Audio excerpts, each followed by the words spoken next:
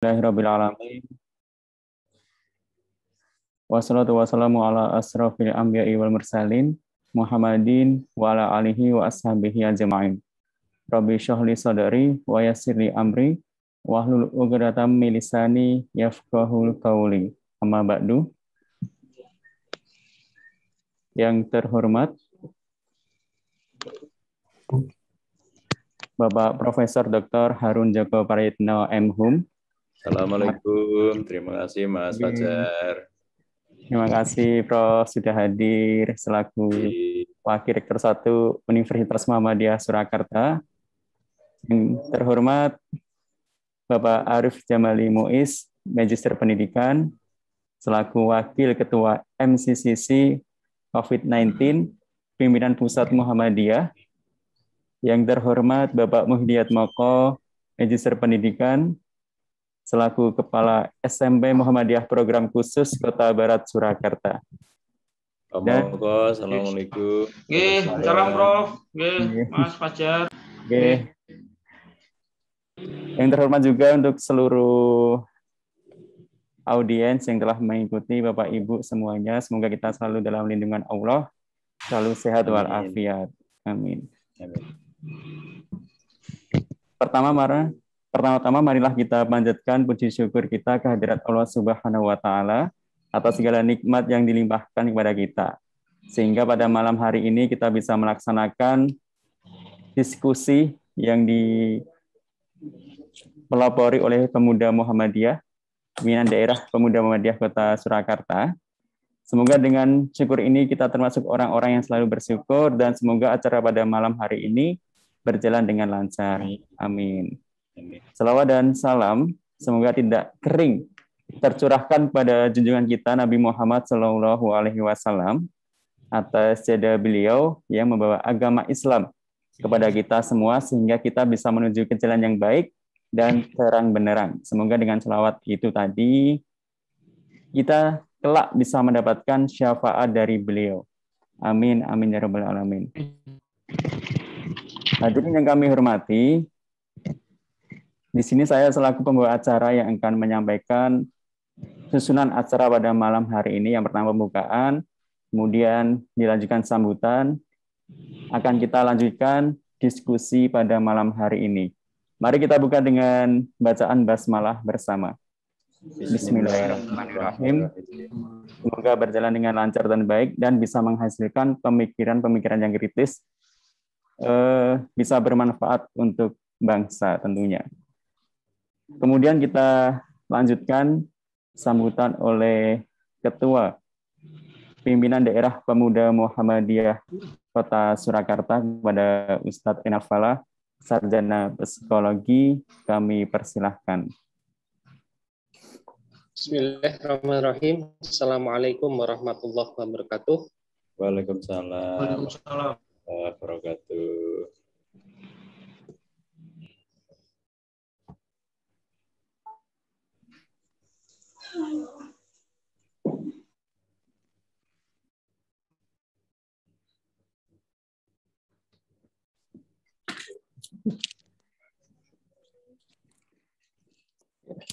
Mohon maaf terputus. Innal hamdalillah nahmaduhu wa nasta'inuhu wa nastaghfiruh wa na'udzubillahi min syururi anfusina wa min sayyiati a'malina. May yahdihillahu fala mudilla lahu wa may yudlil fala hadiyalah.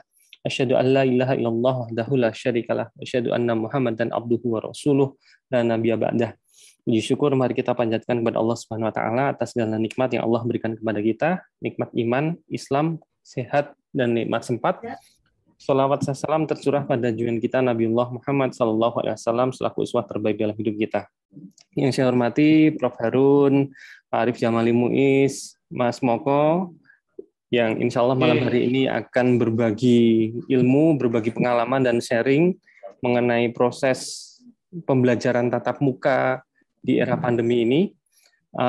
Kegiatan ini dilaksanakan oleh Pemuda Muhammadiyah Kota Surakarta, bekerja sama dengan MPI dan juga didukung rekan-rekan dari ITS PKU Surakarta. Kenapa kemudian kita menginisiasi webinar ini? Karena kita ketahui selama pandemi ini kita belum bisa melakukan kegiatan pembelajaran di sekolah secara normal tatap muka, dan ketika PPKM kita sudah bisa turun level dari level 4 ke level 3, kita dimungkinkan untuk melakukan pembelajaran secara tatap muka. Nah, apakah kemudian kita sebagai Persyarikatan Muhammadiyah dengan amal usaha unggulannya berupa sekolah-sekolah ini sudah siap untuk melaksanakan pembelajaran tatap muka?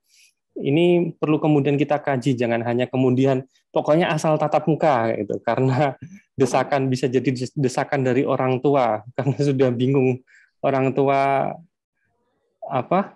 menghadapi anaknya harus ngajari semua mapel kayak gitu. Nah, ini perlu kemudian kita telaah lebih jauh. Dan kita sebagai organisasi modernis terkenal dengan pemikiran-pemikirannya, lompatan-lompatannya, dan harapan kami lewat diskusi ini, berbagi pengalaman ini, kita bisa membuat sebuah gerakan atau bisa memberikan alternatif pembelajaran tatap muka yang aman, gitu. Baik dari sisi protokol kesehatan ataupun dari sisi yang lainnya. Nah, tidak perlu berpanjang kalam, ini yang bisa kami sampaikan.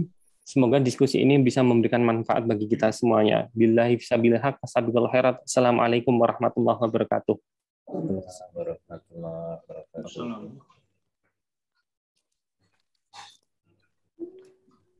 Baik, terima kasih Ustadz Renal Falah, Sarjana Psikologi, selaku Ketua Umum Pimpinan Daerah Pemuda Muhammadiyah Kota Surakarta. Baik, hadirin yang kami hormati, kita lanjutkan acara pada malam hari ini. Dan acara pada malam hari ini akan dipandu langsung oleh saudaraku Muhammad Isnan, Sarjana Teknik, sebagai tuan rumah webinar Pemuda Muhammadiyah yang diselenggarakan pada malam hari ini. Kepada Muhammad Isnan, kami persilahkan.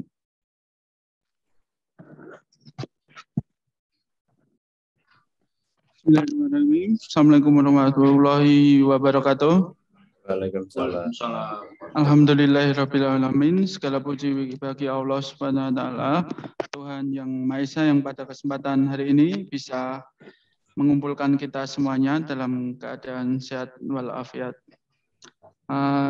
Yang saya hormati Prof. Harun, Mas Arif, dan Mas Moko, ketiga pembicara yang hari ini akan membagi ilmu, kemudian strategi, kemudian kiat-kiat menuju hari baik yang sebagian ditunggu oleh siswa, orang tua maupun guru, dan juga pembuktian apakah sekolah Muhammadiyah, khususnya di Surakarta ini, sudah siap mengikuti pembelajaran tatap muka.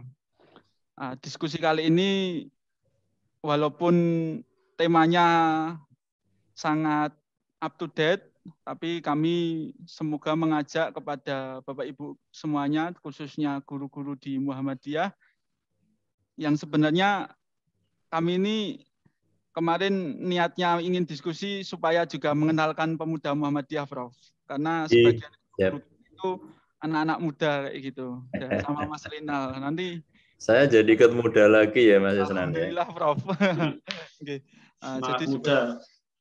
Yang kedua, tentu kami juga ingin melihat kesiapan kayak gitu sekolah-sekolah Muhammadiyah, dan kami ingin menghadirkan, dan sebenarnya kita ingin semuanya mempresentasikan, tapi tidak mungkin lah. Kami ingin menghadirkan pengalaman Pak Moko mengelola SMP Muhammadiyah program khusus untuk dibagi kepada khalayak umum.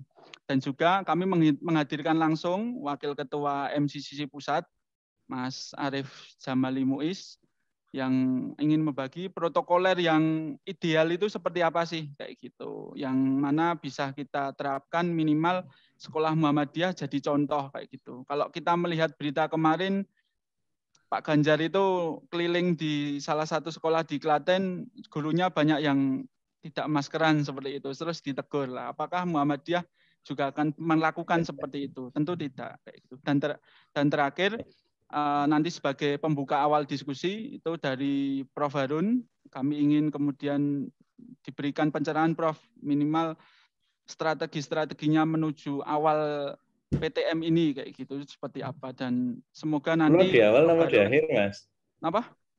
Kulo di awal nama di akhir karena di awal Prof. habis Siapa ini. ya? Terus kemudian nanti jika Prof Harun izin, kalau rapatnya Ya. sudah selesai bisa bergabung lagi untuk diskusi tanya jawab. Ya. Ngoten nggih, Prof.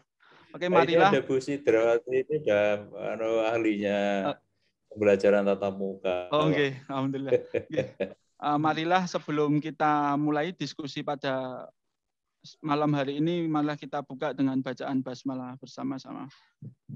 Bismillahirrahmanirrahim. Semoga dengan bacaan bismillah tadi menjadi keberkahan kita semuanya dan menambah ilmu kita semuanya. Amin ya rabbal alamin. Mungkin langsung kami persilahkan kepada yang terhormat Prof Harun.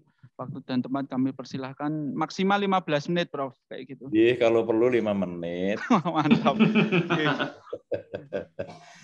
Mas Isna, matur nuwun. Assalamualaikum warahmatullahi wabarakatuh. Waalaikumsalam. Iya, alhamdulillah. Alhamdulillahirabbil alamin. Wassalatu wassalamu ala Rasulillah wa ala alihi wa sahbihi wa mawala. Asyhadu an la ilaha illallah wa ta'ala syarikalah wa asyhadu anna Muhammadan abduhu wa rasuluh. Allahumma sholli ala Muhammad wa ala ali Muhammad amma ba'd. Alhamdulillah bisa bertemu meskipun boten marem nggih. Yang pertama yang kami saya hormati Ketua MCC Pusat atau yang wakili Ketua PDM Pemuda Muhammadiyah Solo, Mas Fajar dari TSPKU ya, Mas Fajar itu ya? Nggih, Prof. Iya, sering ketemu. Alhamdulillah. Mas Moko ini Iya, Pak Prof. Rektor, guru ke Pak Rektor SMP, Pak Moko ya ta. Kemudian ada Bu Rektor SMA mana ini Bu Sri Darwati. Saya lihat ada Bapak Ibu yang lain ini terutama Bapak-bapak dosen SD, SMP, SMA, SMK nggih. Saya ingin menyampaikan beberapa pandangan mungkin terkait dengan perspektif sosial budaya dan dalam kaitannya dengan pandangan Muhammadiyah dan pandangan umum itu. Yang pertama sekarang orang kesehatan itu muncul dalil baru agak mengagetkan. Pernah dengar Mas Moko? Takdir imunologi. Takdir imunologi. Takdir imunologi.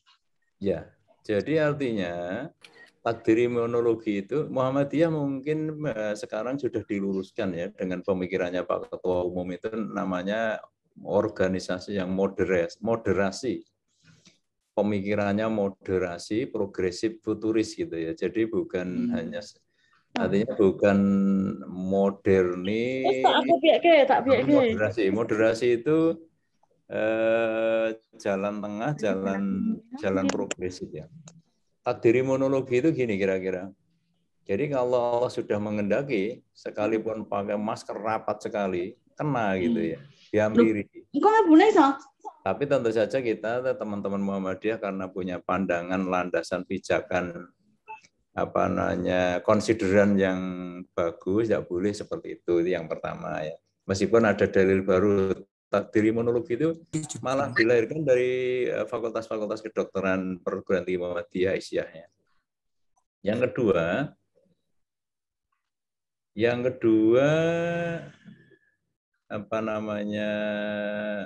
dulu perubahan dari luring ke daring itu sulit ya Pak Moko ya. Mengubah tradisi itu agak sulit ya. Kita butuh adaptasi. Tetapi kesulitan yang dihadapi guru siswa dari daring ke luring saat ini akan dihadapkan tembok 4 kali lebih sulit. Jadi yang sulit nanti bukan hanya masalah dari sisi izin dari kesehatan, mengubah kultur sangat sulit. Mengubah kultur jadi sangat sulit. Jadi oleh karena itu saya kira ini perlu dipikirkan secara bersama. Mengubah kebiasaan kita dari daring ke luring itu 4 kali lebih sulit dibandingkan dengan perubahan dulu dari luring ke daring. Karena memang kondisinya itu kondisional ya, jadi kondisional. Jadi kan dari luringnya ke daring yang saat ini dilaksanakan itu kan tidak by design. Tapi by takdir imunologi itu tadi ya. Jadi perubahan dari luring ke daring karena takdir imunologi itu 4 kali lebih sulit. Itu yang wacana yang kedua. Mengapa lebih sulit? Karena jadi ini agak berbeda dibandingkan dengan di Amerika. Kalau di Amerika itu sebelum negara-negara maju itu sebelum ada pandemi memang sudah LMS sudah jalan. Jadi pembelajaran daring sudah jalan. Berbeda dengan kita. Jadi kita itu daringnya daring apa ya? Daring takdir. Daring karena ada COVID gitu ya. Daring karena ada COVID ya. Jadi agak berbeda. Nah, hasil survei menunjukkan kalau sebenarnya pertemuan tatap muka itu sangat bergantung konteks demografi. Kolega saya di Brunei, yang bagian juga dari dari sangat peduli dengan organisasi kita Muhammadiyah, di sana sudah normal sejak Juni 2020. Artinya apa? Artinya masing-masing negara itu berbeda-beda. Karena di konteksnya tadi. Jadi saya kira Indonesia dengan negara yang luas ini juga tidak bisa disamakan. Jakarta sama dengan Solo, Solo dengan Irian, yang padat penduduk sama dengan petani ya kacau kan ya. Jadi yang petani-petani ya biasa aja ke sawah, nggak usah pakai masker, kira-kira begitu. Justru menghirup udara oksigen yang segar, itu malah menyehatkan itu ya, kira-kira begitu. Oleh karena itu sangat kondisional saya kira tidak bisa digeneralisasi. Kemudian yang keempat, sekolah-sekolah Muhammadiyah termasuk perguruan tinggi Muhammadiyah itu sudah sangat piawai dalam beradaptasi. Sangat piawai dalam beradaptasi. Nah, oleh karena itu kalau di perguruan tinggi ya mata yang sifatnya praktek, yang sifatnya PPL, yang sifatnya apalagi itu ya harus diadaptasi, karena kalau tidak ada adaptasi itu akan menunda ketepatan lulus akan menunda kelulusan tepat waktu. Jadi diadaptasi. Jadi jangan sampai mata kuliah praktek kalau di SMA atau di SMK ditunda. Kalau ditunda anak-anak nggak bisa tuh lulus 3 tahun gitu ya. Nah, saya kira Muhammadiyah punya pengalaman itu karena memang basis utama kita adalah di pendidikan dan kesehatan. Yang kita pikirkan justru jangan sampai takdir imunologi tadi kemudian dijadikan kilas balik bahwa semua harus serba daring. Ini problem.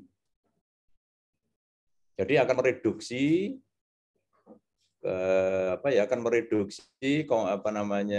kompetensi sosial.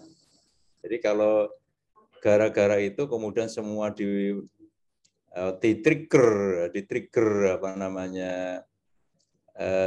semua harus dilarikan ke daring, itu yang menjadi saya kira akan menjadi persoalan majemuk saya kira. Jadi saya sangat setuju kalau sifatnya kontekstual dari sekolah-sekolah Muhammadiyah yang memang sudah memungkinkan, istilahnya kalau sekarang zonanya sudah memungkinkan dilakukan luring karena Muhammadiyah punya protokol moderasi ya dilakukan. Jadi tidak bisa nanti antara Wonogiri disamakan dengan Solo, Solo disamakan dengan Tawangmangu sendiri antara Tawangmangu kota dengan mana lagi disamakan, tidak bisa.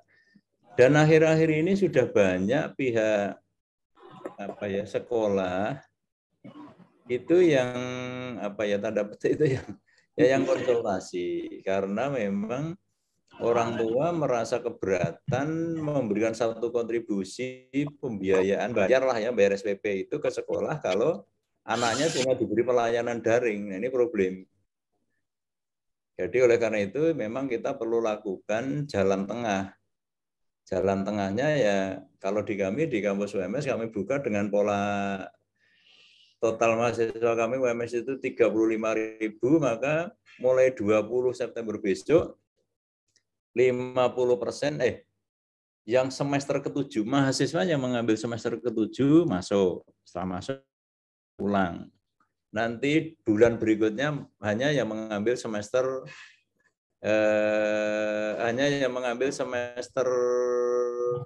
saja. lainnya dari tempatnya masing-masing.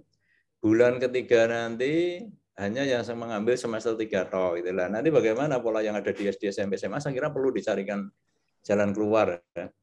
Karena kalau semua didaringkan dalam jangka panjang, ini nanti akan mereduksi skill, akan mereduksi kompetensi sosial, akan mereduksi ya, nilai-nilai karakter. Meskipun tadi saya katakan di muka namanya ada takdir imunologi. Ya. Ada takdir imunologi. Kemudian perilaku Buddha, perilaku apa ya murid itu beda-beda masing daerah, Bapak Ibu guru ya. Jadi kalau perguruan tinggi juga beda Mas Isnan. Jadi kalau di Malang itu begitu dilakukan online, daya bayarnya SPP itu cuma 55% Mas Isnan. Kalau di Jogja begitu online daya bayarnya itu cuma 65%. Kalau di Solo diberlakukan online, daya bayarnya cuma 65%. 75% kami itu. Nah, silahkan diterjemahkan kalau SD, SMP, SMA, karena memang kita Muhammadiyah lahir dekat dengan umat, kan, dekat dengan masyarakat. Jadi tujuannya adalah dekat dengan masyarakat, dekat dengan umat, terutama ingin menghadirkan pendidikan dan kesehatan. Ini penting sekali. Jadi saya kira pokok-pokok itu meskipun online dikatakan online beyond classroom, dengan online itu bisa kuliah, tapi knowing itu. Jadi kuliah itu hanya bisa mencapai tataran knowing, pilarnya knowing, tidak bisa doing, tidak bisa.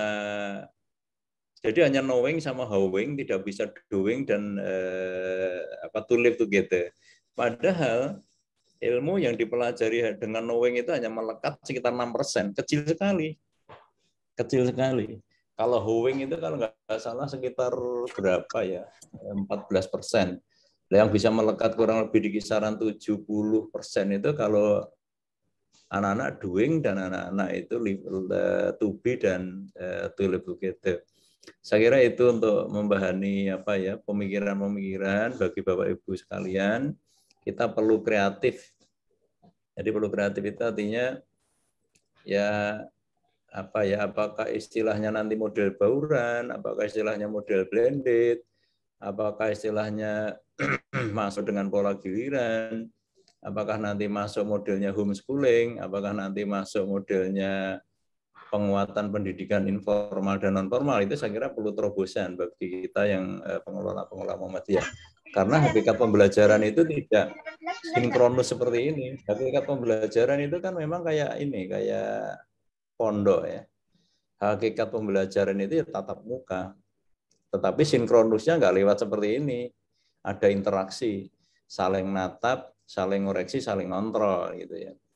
Nah, yang kedua, hakikat pendidikan itu memang di samping tatap muka ya hakikatnya proses, tidak hasil ya. Jadi kalau online itu nanti basisnya hasil, tidak proses. Nah, oleh karena itu kalau basis utamanya itu semata-mata hasil, mereduksi proses dan mereduksi tatap muka, saya kira kurang bagus. Yang perlu dipikirkan bagi kita meskipun amal usaha kita di bidang pendidikan terutama dasar menengah itu cukup banyak ya, termasuk perguruan tinggi juga cukup banyak. Yang justru kita pikirkan mungkin inovasi-inovasi selama daring ini dan inovasi-inovasi selama adaptasi nanti. Bagaimana peran guru, peran kepala sekolah itu tidak menjadi guru dan kepala sekolah yang permisif, tapi guru dan kepala sekolah yang menggunakan segala inovasi dan talentanya supaya masing-masing sekolah itu bisa menjadi bagus, bisa menjadi unggul gitu. Saya kira itu Pak Mas Isnan, Mas Falah dan semuanya untuk membahani. Mudah-mudahan penutupnya kita semua diberikan rahmat sehat selamat. Kita semua senantiasa diberikan ampunan dan perlindungan dari Allah SWT. Usaha ikhtiar kita semua dalam rangka berjuang melalui amal usaha kita khususnya di pendidikan dan kesehatan ini memang benar-benar dirasakan kehadirannya oleh masyarakat luas. Amin. Saya akhiri dengan Assalamualaikum warahmatullahi wabarakatuh. Waalaikumsalam warahmatullahi wabarakatuh.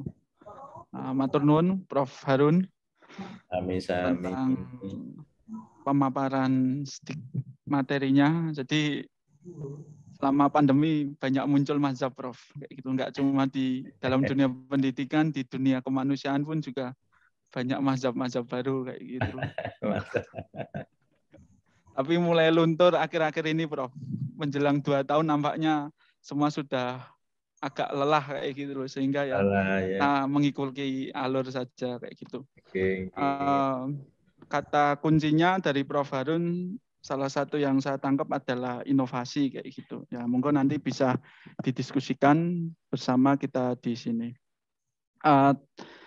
Monggo Prof Harun, jika kalau ada Bapak Ibu guru semua, mohon maaf kami tidak bisa bersama akhir karena berbarengan dengan ini rapatnya Majelis Dikti juga dalam rangka apa ya, kita kan perguruan tinggi juga yang besar-besar alhamdulillah masih settle Mas, tapi saudara kita yang kecil-kecil, kita punya saudara STKIP baru di Batang, ya STKIP baru di Blora. Dulu yang mendampingi kami itu sampai lahir sampai berdiri, tapi sekarang begitu lahir berdiri dihantam pandemi itu berdiri tegak aja kayak ini.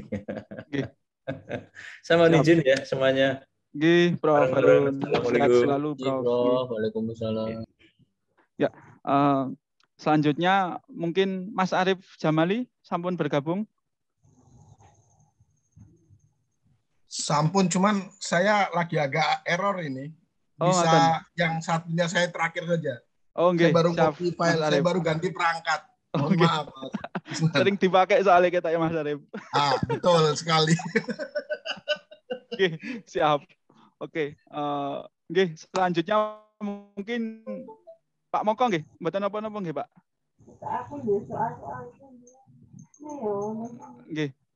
Pak Moko yang tadi banyak disebut oleh Prof Harun. Nah, jadi mungkin sebagian ilmunya Prof Harun nanti bisa disalurkan juga selain pengalamannya Pak Moko.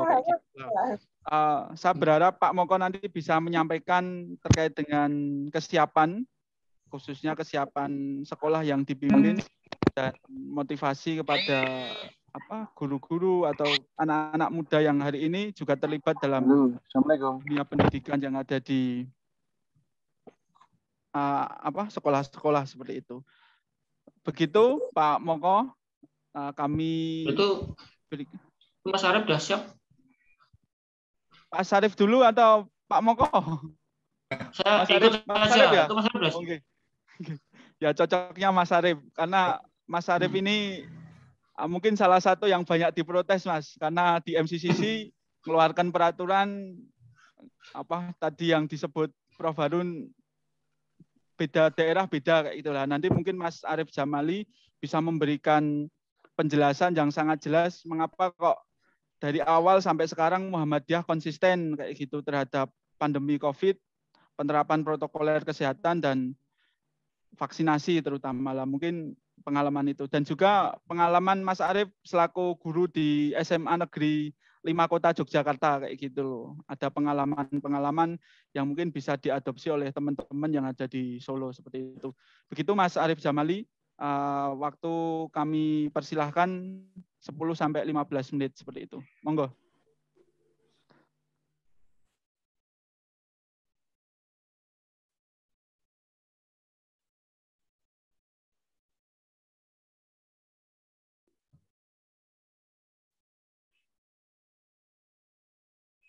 Terlihat ya?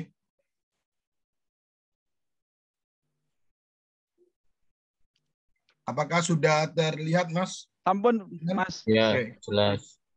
Terima kasih. Assalamualaikum warahmatullahi wabarakatuh. Waalaikumsalam. Alhamdulillahirabbil alamin. Asyhadu an la ilaha illallah wa asyhadu anna Muhammadan abduhu wa rasuluh. Allahumma sholli ala Muhammad wa ala ali Muhammad amma ba'du.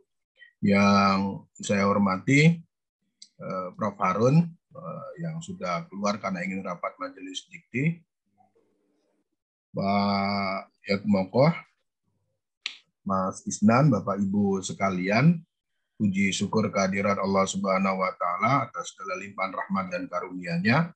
Kita diberi kekuatan, kesempatan dan kesehatan. Salawat serta salam pada junjungan kita Nabi Allah Muhammad Sallallahu Alaihi Wasallam. Mas Isnan mengatakan banyak diprotes gitu. Terakhir yang diprotes itu karena di Tanwir Muhammadiyah yang merekomendasikan 300 orang MCCC itu untuk datang ke muktamar. Akhirnya diputuskan oleh PP Muhammadiyah menjadi berapa ya? 1.000 akhirnya ya. Nggak nyampe 800 ya. 700 sampai 800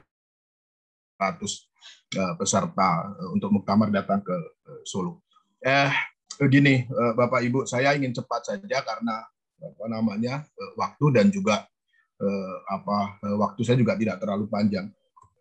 Pertama begini, MCCC ini basisnya data ya, jadi bukan rasa-rasa, ya.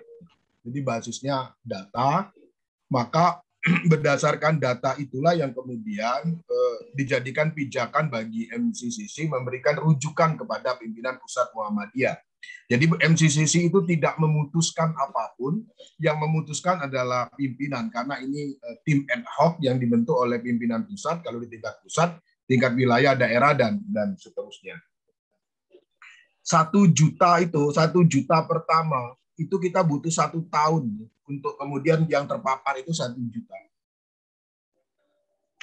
1 juta yang kedua itu sampai 2 juta itu cukup butuh per 5 bulan, jadi cukup agak 5 bulan. Tapi 1 juta yang berikutnya itu hanya butuh waktu 1 bulan.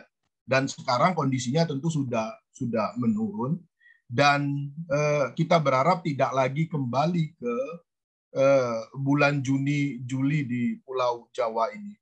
Saya tidak tahu Solo sekitarnya apakah sudah turun ke level berapa PPKM-nya, tapi kalau di daerah istimewa Yogyakarta DIY masih berada pada level 3. Belum sampai ke level 2. Nah, ada varian Delta baru dan sekarang saya nggak tahu sudah masuk atau belum di Indonesia, tapi di berbagai macam negara sudah muncul varian Mu gitu ya. Kalau dibaca ditulis biasa itu kan MU ya, jadi kayak varian Muhammadiyah. Nah, atau varian MU karena Cristiano Ronaldo balik ke MU. Nah, ini data ya, bulan Juli Agustus. Ketika ingin tatap, saya gini aja nih, Bapak Ibu dan teman-teman sekalian, tentu ini tidak ingin memberi rasa was-was, tetapi ini data yang kita berharap sesungguhnya bisa disikapi dengan sebaik-baiknya. Sudah mulai ada sih data jumlah kematian anak yang di usia sekolah, bahkan di bawah usia sekolah, gitu. Jadi ini menurut saya menjadi penting, walaupun data kita terus menurun. Kemarin Indonesia sudah di bawah 5%, positif rate-nya itu sudah di bawah WHO. Di Jogja masih di atas 5%, makanya di level 3. Bapak Ibu bisa cek di Solo Raya misalnya berapa positif rate-nya gitu. Ini saya ambil sampai September 2021, beberapa waktu yang lalu. Ini Indonesia itu ini sampai tanggal 9 September data saya untuk melihat positif rate-nya saat itu masih 6,67, tapi 3 hari yang lalu sudah turun di bawah 5%. Yang paling keren DKI Jakarta, agak serius mungkin ya, sana itu 1,52% positif rate-nya, jauh turun. Nah, pandemi ini kan ini saya menulis agak panjang rumus pandemi ini di Kedaulatan Rakyat ya, di artikel itu. Kira-kira kita tidak bisa menghilangkan pandemi ini, tetapi pandemi ini bisa kita kendalikan dengan sebaik-baiknya ketika kita ingin PTM. Jadi pembelajaran tatap muka itu menurut saya sekarang menjadi keniscayaan Sudah 1 tahun lah kita belajar bagaimana sesungguhnya pembelajaran di masa pandemi ini, dan sudah saatnya mungkin PTM, tetapi gitu itu harus ada berbagai macam faktor yang kemudian menjadi penting untuk diperhatikan oleh kita bersama. Rumusnya kan yaitu 5M, 3T, vaksin, 1B. Di sekolahan ya tetap harus ada, mungkin ditambah lingkungan ya, termasuk ruang kelas dan seterusnya. Dan ini FKM UI yang menyampaikan, saya tulis di artikel, dan menurut saya kalau ini kita jalankan dengan sebaik-baiknya, maka pandemi ini atau wabah ini atau virus ini gitu itu bisa kemudian kita kendalikan. Kodrat iya, tetapi saya berkeyakinan bahwa Tuhan Allah itu ya pada ars rasional gitu ya, ilmiah gitu. Jadi kalau misalnya masuk pakai masker ya insya Allah tidak akan terpapar. Terpaparnya ketika misalnya ada kelengahan ketika membuka masker gitu. Nah, kira-kira ini ya, ada perilaku manusia, ada perilaku virusnya sendiri, ada pemerintah, ada lingkungan, ada kekuatan layanan kesehatan.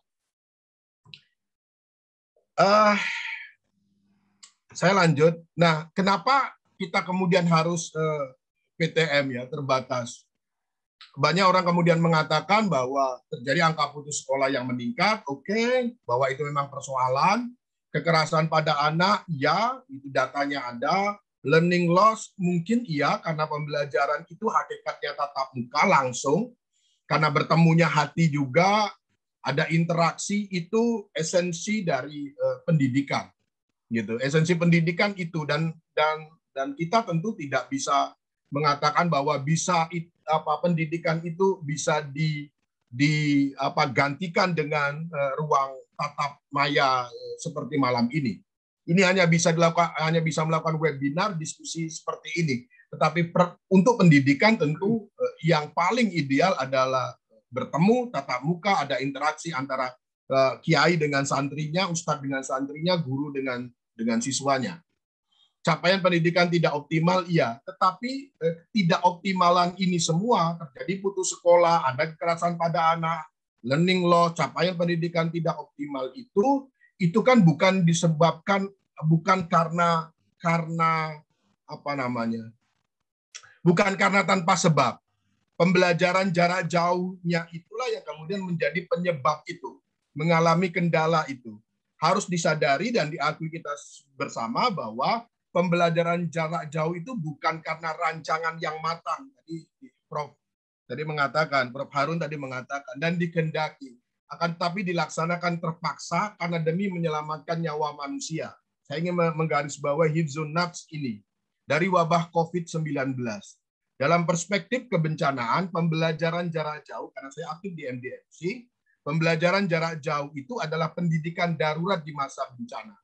Kalau Bapak Ibu misalnya gempa 2006 di Jogja atau di manapun atau di Aceh gitu, kita menemui sekolah-sekolah darurat, maka sekolah di rumah itu adalah sekolah-sekolah darurat yang dirancang untuk menyelamatkan nyawa manusia. Ini harus dipahami betul sebagai bagian, sehingga ketika melakukan pembelajaran daring, ataupun kemudian melakukan pembelajaran tatap muka ke depan, itu mindset kita sama dan mindset kita benar. Nah, PPKM ini saya lompat aja. PPKM kita ini di level 3, ketentuannya ngikuti pemerintah, karena MCC sendiri sebenarnya kan tidak punya data yang valid, karena data itu hanya ada di pemerintah. Jadi kita tidak punya data yang besar begitu. Paling data hanya ada di rumah sakit Muhammadiyah, sehingga tidak bisa memotret secara keseluruhan. Data yang ada di MCCC tentu mengikuti pemerintah. Ketika pemerintah mengatakan bahwa ada PPKM level-levelan itu dan kita bersepakat pada level itu, MCCC lebih bersepakat pada leveling ketimbang menggunakan zona, gitu. Jadi zona itu agak mengkaburkan dan membuat orang kemudian menjadi lengah. Tetapi pada leveling ini memberi hal yang berbeda. Nah, maka memungkinkan kemudian melakukan tatap muka terbatas 50% gitu ya kalau di level 3. Nah, tergantung pemerintah daerah kemudian ingin mana yang kemudian digunakan dan pada sekolah mana yang kemudian bisa melakukan tatap muka. Muhammadiyah swasta menurut saya jauh lebih bisa progresif karena kalau misalnya sekolah negeri sangat tergantung dengan dinas pendidikan kota kabupaten maupun di provinsi. Nah, saya ingin menyampaikan Bapak Ibu sekalian pada dua inilah yang sesungguhnya menjadi penting. Tatap muka itu terbatas ya. Pertama faktornya adalah kesehatan dan keselamatan. Yang kedua adalah tumbuh kembang peserta didik dan kondisi psikososial peserta didik. Urutannya menurut saya apa yang disampaikan oleh pemerintah ini pas bahwa yang pertama adalah kesehatan dan keselamatan, yang kedua tumbuh kembang peserta didik. Bahwa ada persoalan tumbuh kembang peserta didik tidak bisa menggeser kesehatan dan keselamatan. Saya ingin mencontohkan begini, di beberapa tempat karena pembelajaran daring itu punya persoalan, maka kadang-kadang penyelesaiannya tiba-tiba langsung tatap muka. Padahal tatap muka itu menurut saya butuh proses ketika kita dalam kondisi pandemi ini. Catatan kami di MCCC, it's okay tatap muka, tetapi gitu, ada tetapinya. Karena keselamatan dan kesehatan peserta didik, pendidik, tenaga kependidikan, keluarganya menjadi faktor yang utama, maka syarat-syarat untuk agar kesehatan dan keselamatan itu terjamin, itu yang menurut saya menjadi penting. Saya ingin lewatkan ini beberapa hal yang penting, dan sekarang ini semua sudah bisa kita lewati.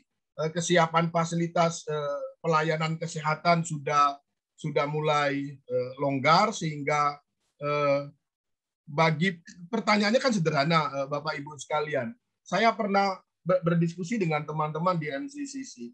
Kenapa kesiapan fasilitas pelayanan kesehatan ini ditempatkan nomor 2 untuk ketika mengambil keputusan tatap muka atau tidak?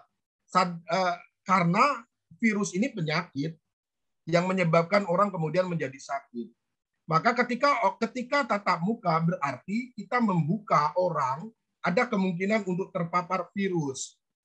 Ketika mereka berinteraksi, ketika ada pergerakan manusia, ada guru di sana, gitu kan? Nah, maka ketika nanti ada yang terpapar, maka butuh kesiapan fasilitas kesehatan. Itu kenapa fasilitas kesehatan menjadi faktor utama. Bagi orang tua, dilihat benar apakah fasilitas kesehatan memungkinkan, apakah penyebaran COVID di wilayah tersebut itu pada level apa, begitu, dan seterusnya. Maka kondisi geografis daerah itu kemudian juga menjadi pertimbangan-pertimbangan ketika ingin melakukan pembelajaran tatap muka. Vaksin penting menurut saya, karena vaksin ini salah satu upaya untuk membentuk kekebalan tubuh atau imunitas bersama. Jadi bagi SMP, SMA menurut saya pesertanya, bagi siswa sekolah Muhammadiyah penting untuk kemudian menjadikan vaksin ini. Nah, ada tujuh SOP ya, kira-kira begitu, yang kemudian memang harus disampaikan dan disadarkan kepada siswa. SOP pertama adalah SOP tentang keberangkatan siswa peserta didik menuju sekolah. Berisi tentang apa saja yang harus dilakukan oleh orang tua peserta didik dari rumah menuju ke sekolahan. Apa yang kemudian harus dilakukan oleh anak-anak? Siswa harus paham itu. Kedua, SOP kedatangan. Pada saat sampai di sekolah, setiap warga sekolah harus memahami apa yang harus dilakukan. Apakah cek suhu tubuh, ataukah cuci tangan, ataukah langsung masuk ke dalam kelas. Majelis Dikdasmen Pimpinan Pusat Muhammadiyah sudah membuat ini, tinggal bisa dilihat. Tadi saya barusan dapat dari gugus tugas penanganan COVID nasional tentang SOP ini dalam satu buku, tinggal bisa diadopsi oleh kita ketika kita ingin mendatangkan peserta didik. ketika sampai di sekolahan, ada SOP proses pembelajaran. Mengatur interaksi warga sekolah dalam proses pembelajaran apa saja yang harus dilakukan, ketika di luar kelas juga mau seperti apa. Yang keempat, SOP kepulangan. Saat selesai pembelajaran, kebiasaan peserta didik adalah berkerumun, dan ini perlu diatur proses pulang jika dijemput atau bagaimana ketika dijemput oleh orang tua. Yang kelima, ajarkan anak-anak ketika sampai di rumah harus apa. Peserta didik harus paham. Ganti baju, mandi, itu baru kemudian berkumpul dengan keluarga. Yang keenam, SOP ketika ada warga yang terpapar COVID-19. Apa yang kemudian harus dilakukan? Penting agar kita tahu bagaimana proses penularannya dan bagaimana proses tracing-nya. Dan juga berkoordinasi dengan fasilitas kesehatan terdekat. Nah, yang terakhir, SOP satuan tugas Satgas COVID-19 di tingkat sekolahan. Harus ada tim khusus yang memikirkan dan mengawal SOP-SOP ini. Dan kemudian juga berkomunikasi dengan berbagai macam stakeholder agar SOP-SOP ini ketika terjadi persoalan-persoalan bisa terselesaikan dengan baik. Kira-kira ada 7 SOP itu yang kemudian harus kita siapkan agar pembelajaran tatap muka ini bisa berjalan dengan baik. Oke. Nah, sekarang itu dari sisi SOP, dari sisi softnya ya, softwarenya. Nah, sekarang apa yang harus disiapkan oleh guru? Kebetulan saya guru, sehingga saya bisa meresapi lah ya apa kemudian harus dilakukan oleh guru. Bapak Ibu, pertama, mindset guru tentang COVID-19 itu harus benar. Karena mindset itu mempengaruhi tindakan yang akan diambil. Siswa itu sangat patuh dengan apa yang disampaikan oleh guru, apalagi misalnya SD, SMP. Maka mindset guru tentang COVID-19 ini harus benar. Salah dalam memahami COVID-19 ini, maka akan salah juga kita dalam mengambil tindakan. Kedua, memahami kondisi darurat. Maka kurikulum dan pembelajarannya juga harus pembelajaran dalam kondisi darurat. PTM terbatas itu, kalau dalam ketentuannya mungkin juga sudah berubah, itu terbatas 2 jam. Awalnya 25%, sekarang sudah jadi 50%.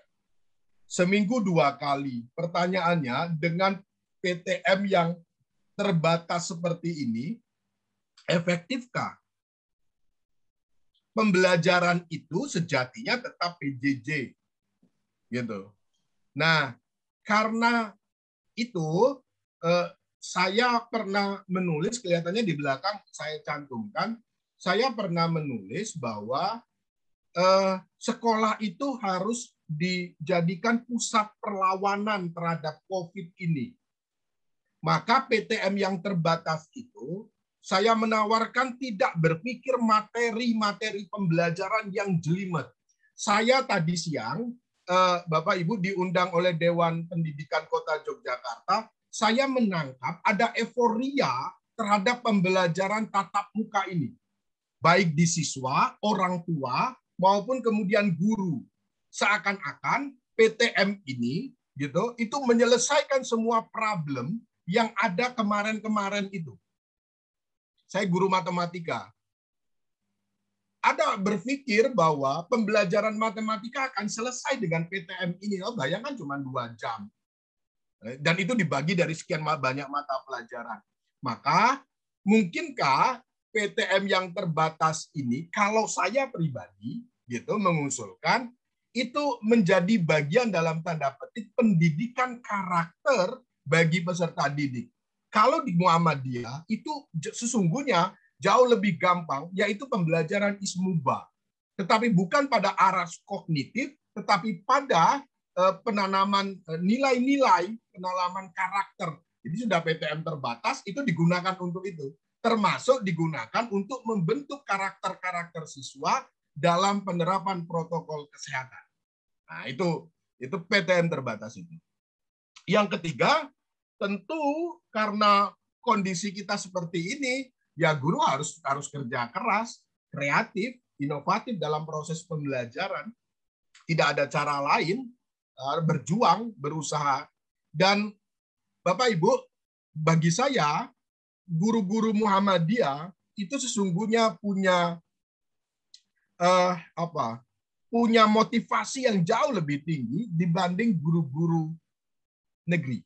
Saya ngajar di sekolah Muhammadiyah, pernah jadi wakil kepala sekolah, berapa? 17 tahun mungkin ya.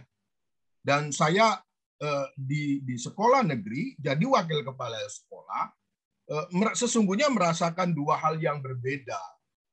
Mengatur ada nuansa inovasi, motivasi yang sesungguhnya lebih di sekolah-sekolah Muhammadiyah, dan itu potensi.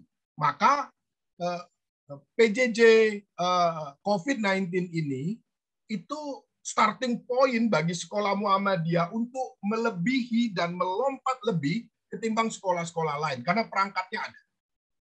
Keempat, karena ini pembelajaran jarak jauh dan pembelajaran itu ada di sekolah dan juga kemudian ada di rumah, atau pembelajaran tatap muka tadi yang terbatas, maka komunikasi intensif dengan orang tua siswa itu kemudian menjadi penting. Polanya harus berubah, orang tua siswa harus diajak untuk bekerja sama berkaitan dengan pendidikan.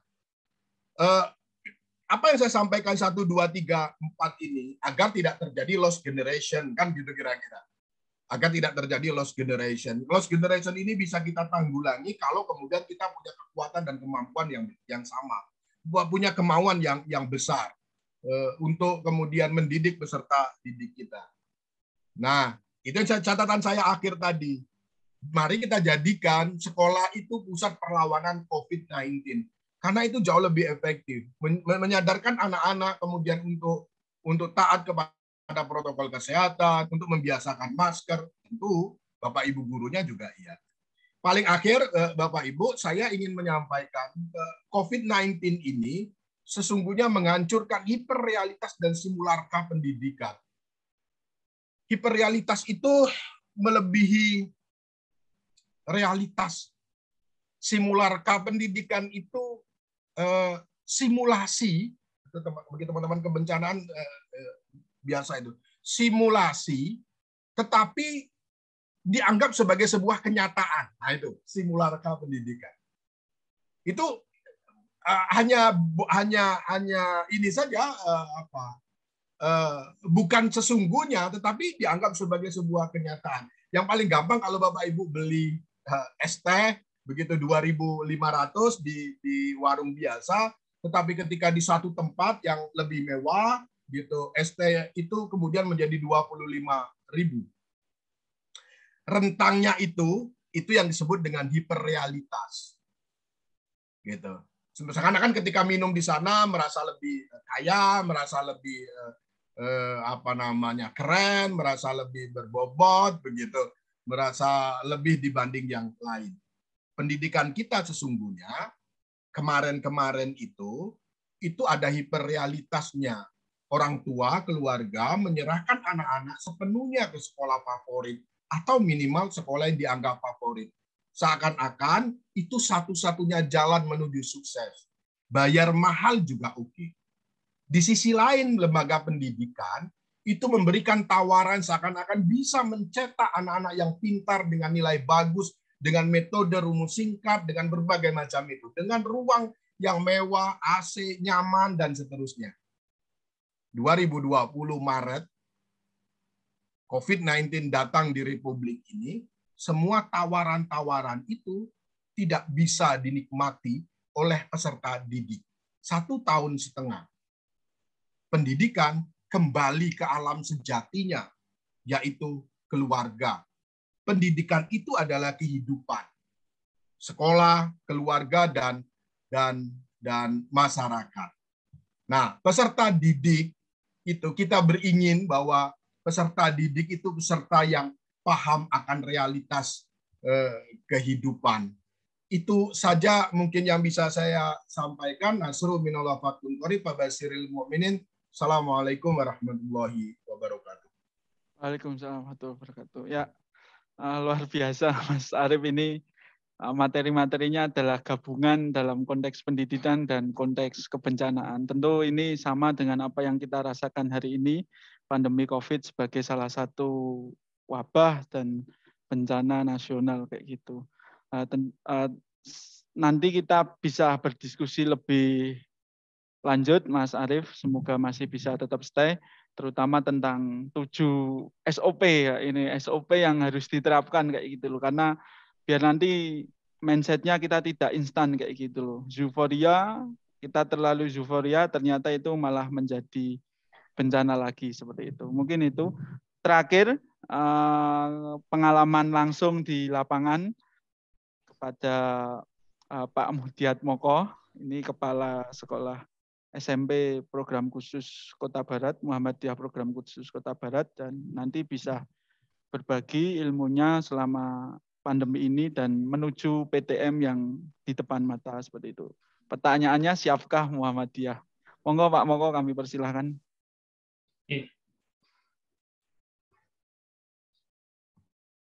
Assalamualaikum warahmatullahi wabarakatuh.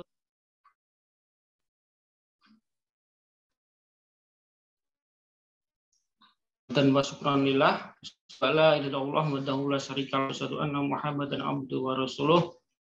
Allahumma sholli ala Muhammad wa ala ali Muhammad. Rabbi shrah li sadri wa yassir li amri wa hlul 'uqdatam min lisani yafqahu qawli. Amin. Prof Harun yang saya hormati, tapi sudah tidak ada ya Mas Sunan ya. Nggih. Kemudian Mas Renal Fala selaku Ketua Umum Pemuda Muhammadiyah Kota Surakarta, Arief Jamal nih Ketua MCCC ya, di MC juga ya, Mas Isnan selaku koordinator, Mas Arief dan Bapak Ibu semua, ada senior juga nih Bu Darwati tadi sempat saya melihat. Karena terakhir sudah disampaikan oleh beliau-beliau tadi di awal ya, jadi saya tinggal menyampaikan poin-poin apa yang saya lakukan dan kemudian apa yang saya pernah dapatkan beberapa hal terkait dengan kondisi pandemik ini. Menarik yang disampaikan oleh Prof Harun di awal dan Mas Arif Jamali tadi. Sebagai prolog saya, beberapa bulan yang lalu di Jawa Tengah itu FKKS SD, Forum Komunikasi Kepala Sekolah SD MI se-Jawa Tengah itu mengadakan kayak curhat rembuk. Seakan-akan Forum Kepala Sekolah SD MI se-Jawa Tengah itu menyampaikan ada beberapa hal poin bahwa kita sebagai Muhammadiyah ya tegak lurus dengan apa yang sudah digariskan oleh Majelis Dasmul PP Muhammadiyah. Tetapi di beberapa daerah itu ada yang menyiasati, mencari celah-celah, ya, dan itu sangat signifikan. Ya, ada korelasinya antara hal-hal yang dilakukan menyiasati itu dengan oleh baru ketika PPDB. Jadi ketika keluar ada yang dari Wonosobo, ada yang dari Kudus, dari Demak, dari berbagai daerah 34 kota di Jawa Tengah itu menyampaikan. Kalau tadi Prof Harun ketika PJJ tentang pembayaran SPP dan sebagainya di perguruan tinggi ini di level sekolah dasar itu menyampaikan bahwa ketika sebuah lembaga sekolah Muhammadiyah itu melakukan kegiatan kreatif menyiasati kondisi pandemik ini sangat korelasi dengan penerimaan siswa barunya. Ada peningkatan atau minimal samalah dengan penerimaan siswa baru tahun sebelumnya. Tetapi beberapa sekolah yang mohon maaf tidak melakukan kreativitas, ya, tetap berhenti. Artinya berhenti itu tidak melakukan pergerakan. Ya ada karena tidak boleh menghadirkan siswa ke sekolah, ya sudah tidak ada pergerakan di situ, kegiatan tidak kreatif, sapaan ke orang tua tidak maksimal. Akhirnya penerimaan siswa barunya menurun. Ini hasil dari salah satu poin yang didapatkan ketika rembuk se-Jawa Tengah SD MI itu. Nah, memang kita saat ini berada pada masa yang sangat dilema. Ya. Dilemanya disampaikan bahwa kalau tidak tatap muka, PJJ itu banyak kendalanya, tapi kalau mau tatap muka, ada sebuah ketakutan akan terpapar virus ya, COVID-19, maka tadi ada kekhawatiran, ya, mungkin nilainya pendidikan karakternya anak-anak akan tercabut, akan pudar, kemudian ada learning loss, siswa antara kemampuan atau kompetensinya itu tidak sesuai dengan tingkat kelas ataupun umurnya. Jadi terjadi ketika di Cimahi, di Harian Kompas itu disebutkan bahwa 15% siswa kelas 2 SD itu belum bisa membaca. 15% siswa kelas 2 di Cimahi, Jawa Barat itu, di Harian Kompas disebutkan bahwa kelas 2 itu belum bisa membaca. Artinya antara tingkat kompetensi dengan tingkat kelas dan umurnya itu tidak sejalan. Maka ketika kita di Solo ini, Mas Arief Jamali, di Solo ini sudah turun ke level 3. Kemarin level 4, ini level 3, artinya ada celah dan ada kesempatan untuk membuka pembelajaran tatap muka terbatas. Ya, diperbolehkan untuk PTMT. Nah, di SKB 4 Menteri itu ada 3 poin yang penting, yaitu tadi sudah disampaikan Mas Arief, kesehatan dan keselamatan itu faktor yang utama. Kemudian prokes yang ketat dan satuan pendidikan telah mendapatkan vaksinasi. Ini 3 poin yang penting di SKB 4 Menteri itu. Kalau tidak menjaga kesehatan yang ketat, seperti yang beberapa bulan lalu juga, ketika bulan April atau Maret itu, beberapa sekolah SMA di Sumatera Barat itu ada 61 yang terpapar COVID-19. Kenapa? Karena AB, ya, AB terhadap protokol kesehatan. Jangan-jangan nanti kita ketika di level 3 itu tadi seperti mengalami euforia, kegembiraan yang luar biasa sehingga seakan-akan tadi PTM itu bisa menyelesaikan semuanya. Nah, maka faktor yang lebih penting juga adalah bagaimana izin orang tua itu juga menjadi faktor utama juga. Orang tua diberikan sebuah kebebasan untuk mengizinkan orang tuanya ikut apa tidak. Seperti di sekolah kami ditanyakan izin orang tua itu menjadi prasyarat yang penting. Kemudian vaksinasi di Solo juga hampir sekolah itu sudah, Solo memang luar biasa, ada keistimewaan, sekolah-sekolah mendapatkan kuota yang luar biasa. Tempat kami itu sudah hampir 90% siswanya mendapatkan vaksin. Ya, dan itu hampir sama dengan sekolah-sekolah yang lain sudah mengalami atau mendapatkan fasilitas vaksin itu. Sehingga oleh Dinas Pendidikan Kota Surakarta memang diberikan izin untuk menggelar PTMT, tetapi dimulai dari kelas yang dulu, dari kelas 9, kelas 8, kelas 7, kalau SMP ya, kemudian kalau SMA ya mungkin kelas 12, 11, kemudian 10, masih 50% ini Mas Arief Jamali. Jadi kita tetap mengikuti apa ya yang digariskan itu. Kemudian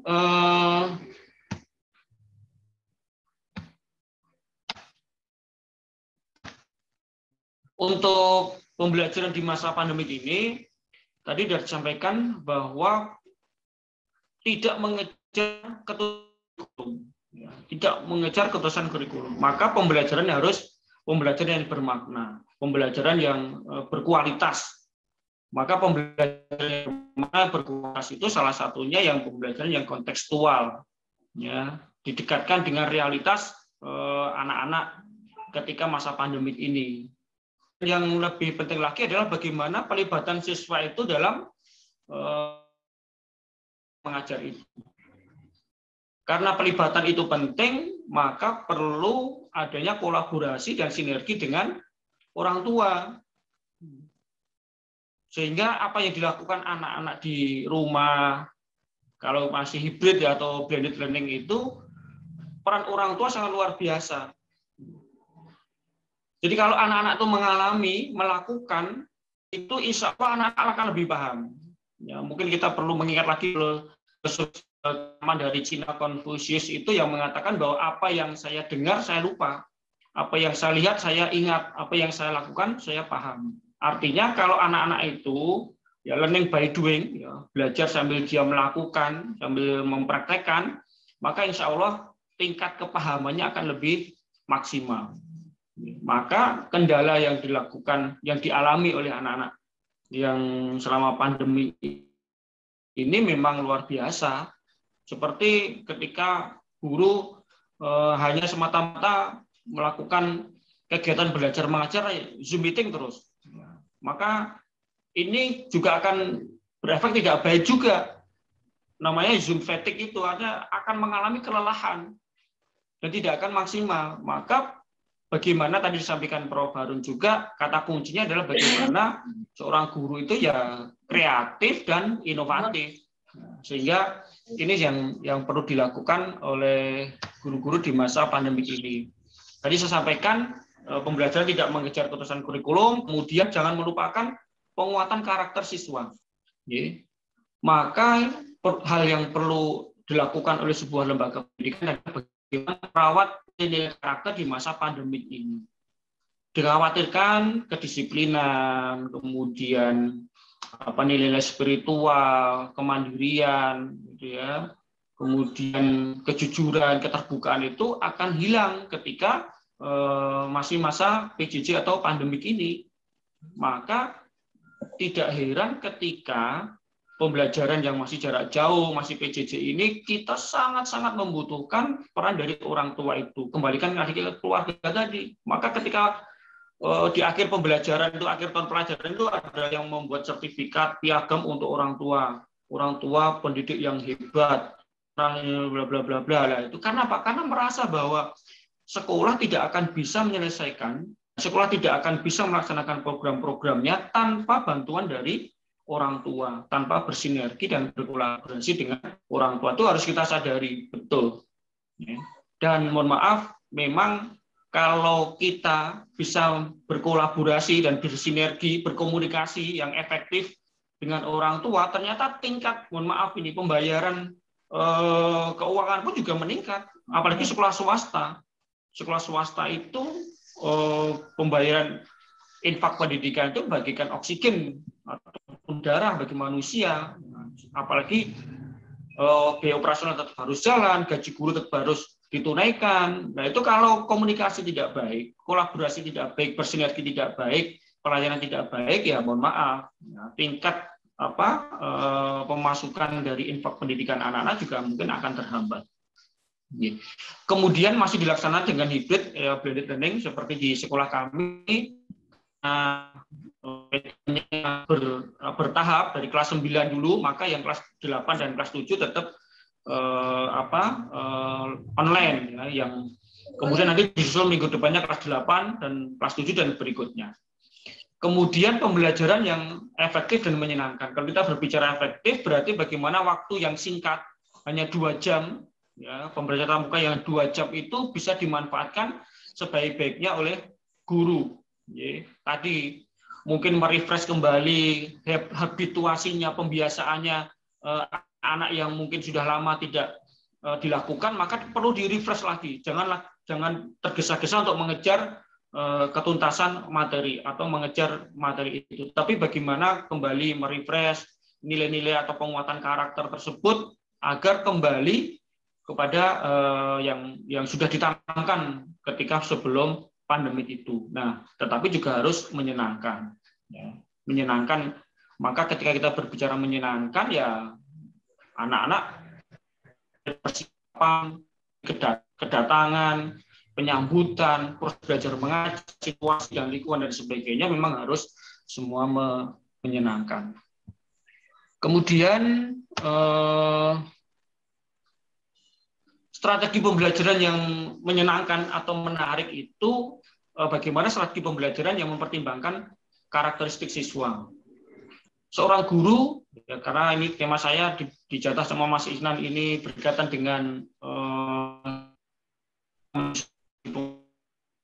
menarik, maka strategi pembelajaran yang menarik itu harus mempertimbangkan karakteristik siswa. Kalau di sekolah kita, di kelas kita ada 60 siswa, ya berarti ada 60 karakteristik yang perlu dipahami. Mungkin ada yang introvert, ekstrovert akan berbeda. Termasuk gaya belajarnya juga seorang guru juga harus paham. Bagaimana seorang siswa yang bergaya belajar auditori, kemudian visual atau kinestetik atau audiovisual, itu pendekatannya juga kan berbeda. Ketika siswa yang bergaya belajar auditori, ya, dengan mendengarkan, dia akan terganggu ketika suasana pembelajaran dengan gaduh, rame. Tetapi orang yang gaya belajarnya kinestetik, dengan dia selalu melakukan hal-hal yang dia suka, itu mungkin dia akan lebih nyaman. Nah, maka ini seorang guru harus paham di situ, sehingga guru tidak kaku, ada fleksibilitas di situ. Tetapi tujuan pembelajaran tetap harus tercapai. Kemudian harus mempertimbangkan lagi kemampuan siswa.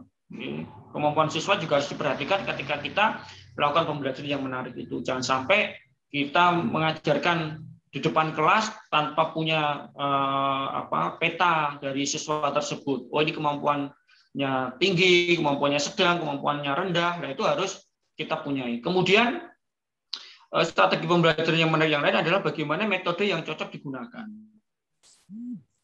Metode yang digunakan itu harus sesuai dengan objek atau siswa yang kita hadapi. Ketika kita berhadapan dengan siswa yang introvert, yang ekstrovert, kemudian yang tadi gaya belajar kinestetik, maka metodenya harus disesuaikan. Metode yang ceramah sejak dulu itu mungkin perlu dilakukan, tapi mungkin minimalis. Ya, mungkin sekarang banyak yang explore, inquiry, dan sebagainya. Banyak metode-metode yang perlu dilakukan. Kemudian media. Di masa pandemik ini, saya sangat melihat sekolah di Solo ini yang luar biasa. Sangat-sangat kreatif guru-gurunya, ya, selain memproduksi video-video pembelajaran, ya, kemudian memakai modul pembelajaran juga, menggunakan platform-platform pembelajaran, muncul kreativitas, ada aplikasi-aplikasi yang memudahkan akses anak-anak dalam belajar. Ini adalah media-media yang bisa diterapkan, dan itu harus pas dengan materi yang diberikan. Kemudian evaluasi pembelajaran harus dengan siswa, karena tidak menuntut kentuntasan kurikulum, maka evaluasinya juga harus menyesuaikan. Nah, maka di masa pandemi ini perlu ada fleksibilitas atau penyesuaian dengan kondisi saat ini. Kemudian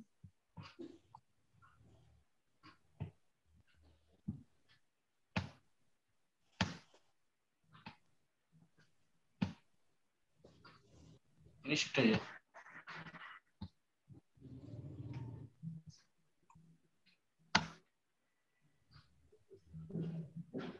Nah, ini sekarang Mas jadi guru yang menarik.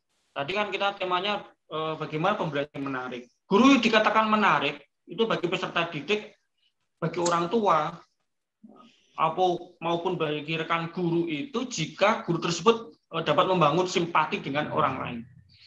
Bagaimana untuk memperoleh simpati dari orang lain tidak cukup hanya sekedar rajin menebar senyum, berdandan secara berlebihan, tapi lebih dari itu guru harus dapat mencerminkan citra sebagai guru yang profesional. Nah, kalau kita ingin mata pelajaran kita itu disenangi oleh siswa, maka kita harus menampilkan diri sebaik mungkin, semenarik mungkin, sehingga siswa itu tertarik kepada kita.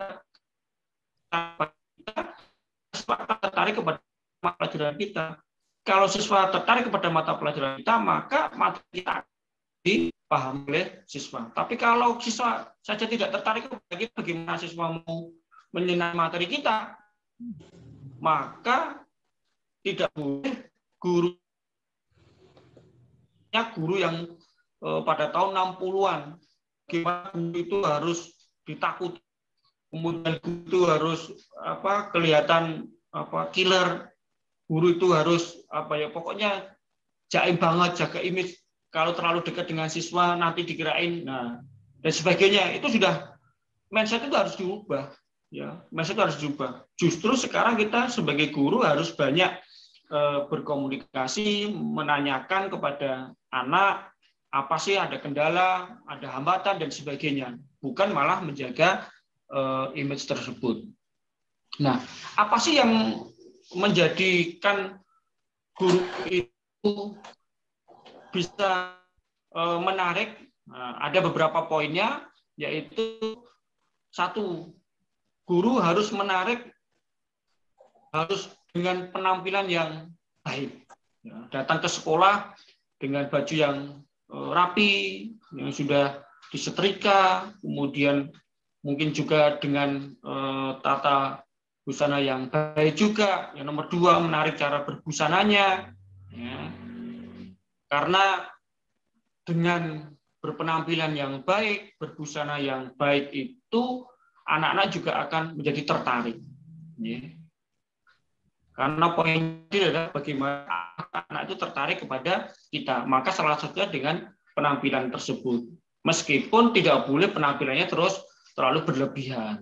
Ya, karena ya guru itu bukan kayak penyanyi yang berbusana yang berlebihan, kemudian berdandan berhias yang berlebihan juga. Ya proporsional. Karena seorang guru nanti akan dilihat dari ujung rambut sampai ujung kaki oleh siswanya. Itu akan menjadi role model bagi siswanya. Maka ya harus berbusana sesuai dengan aturan dan proporsional. Kemudian yang ketiga, menarik tutur katanya. Seorang guru tadi karena role model dan menjadi contoh bagi siswanya, maka tutur katanya yang lembut, yang penuh hikmah, tutur katanya yang bisa memberikan motivasi, inspirasi, dan bisa terus menjadi pengingat dirinya juga dari tutur katanya juga. Yang keempat adalah guru itu karena guru memiliki kepribadian atau perilaku moral yang baik juga.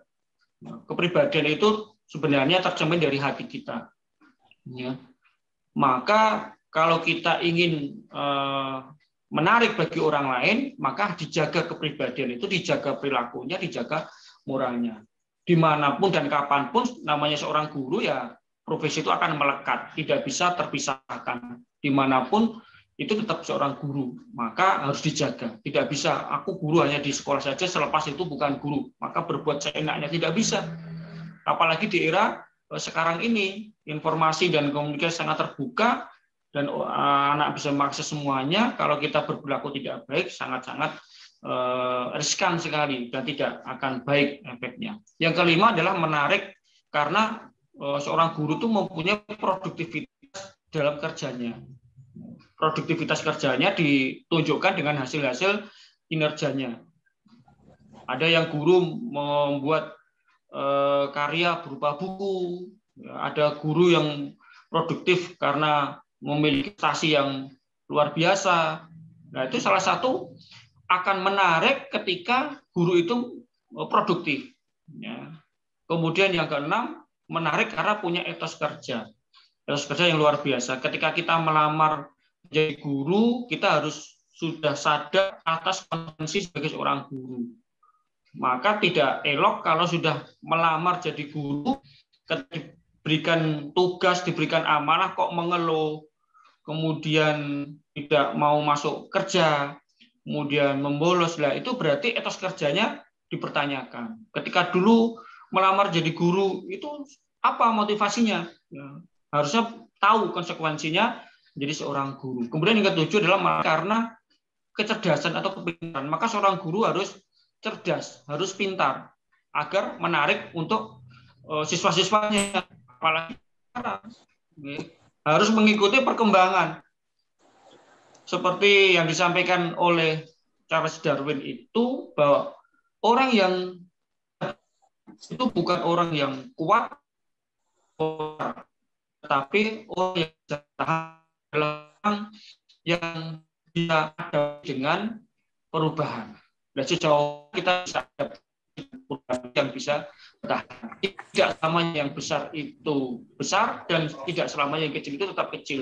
Tergantung dari kecepatan belajar menangkap perubahan tersebut, atau learning agility-nya. Kecepatan belajar itu akan menentukan dia akan bertahan apa tidak, dia akan survive apa tidak, itu tergantung dari kecepatan belajarnya. Maka yang terpenting adalah bagaimana tadi kita selalu bisa menangkap sinyal-sinyal perubahan dan kita bisa melakukan dan bisa mencapai apa yang diinginkan dalam perubahan tersebut. Eranya sekolah digital, maka kita juga harus menangkap perubahan-perubahan tersebut. Kita harus menyesuaikan.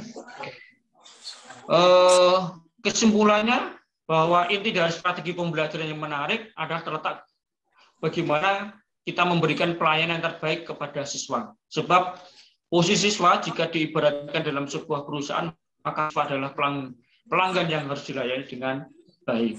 Ya seperti kalau kita bertamu di hotel, kita baru datang itu ditawari klasifikasi kamar seperti apa, seperti kemudian kalau kita sudah oke, barang bawaan kita akan diantarkan, ditujukan kepada kamar dengan fasilitas ini, tujukan ini, layanan internetnya, ini TV-nya, ini apa dan sebagainya. Kemudian dia berpamitan, kemudian kalau ada keluhan, ada hal yang mau disampaikan ke nomor ini Bapak Ibu lah.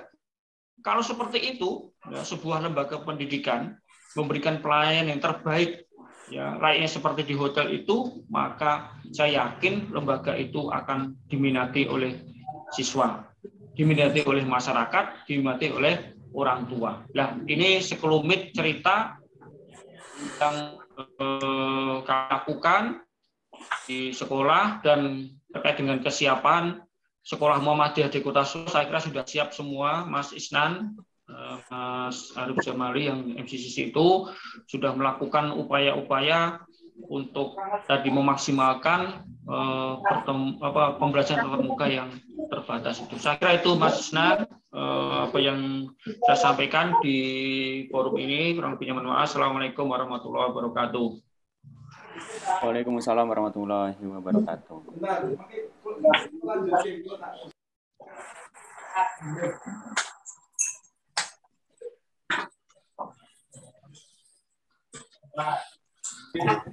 Terima kasih Pak Moko.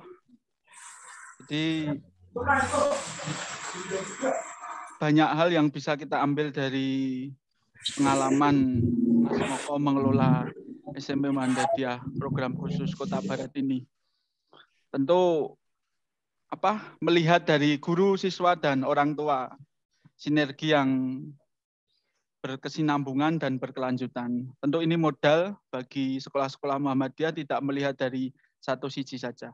Nah, Bapak Ibu semuanya, kita masih ada waktu 30 menit kayak gitu. 30 menit untuk berdiskusi, manfaatkan forum ini sebaik mungkin, terutama untuk kedua pembicara yang masih stay. Ada Pak Rusmanto, monggo. Pak Rusmanto, raise hand, bisa langsung masuk. Ya, terima kasih Mas Isnan. Nggih, Pak. Bisa jelas suara saya nggih?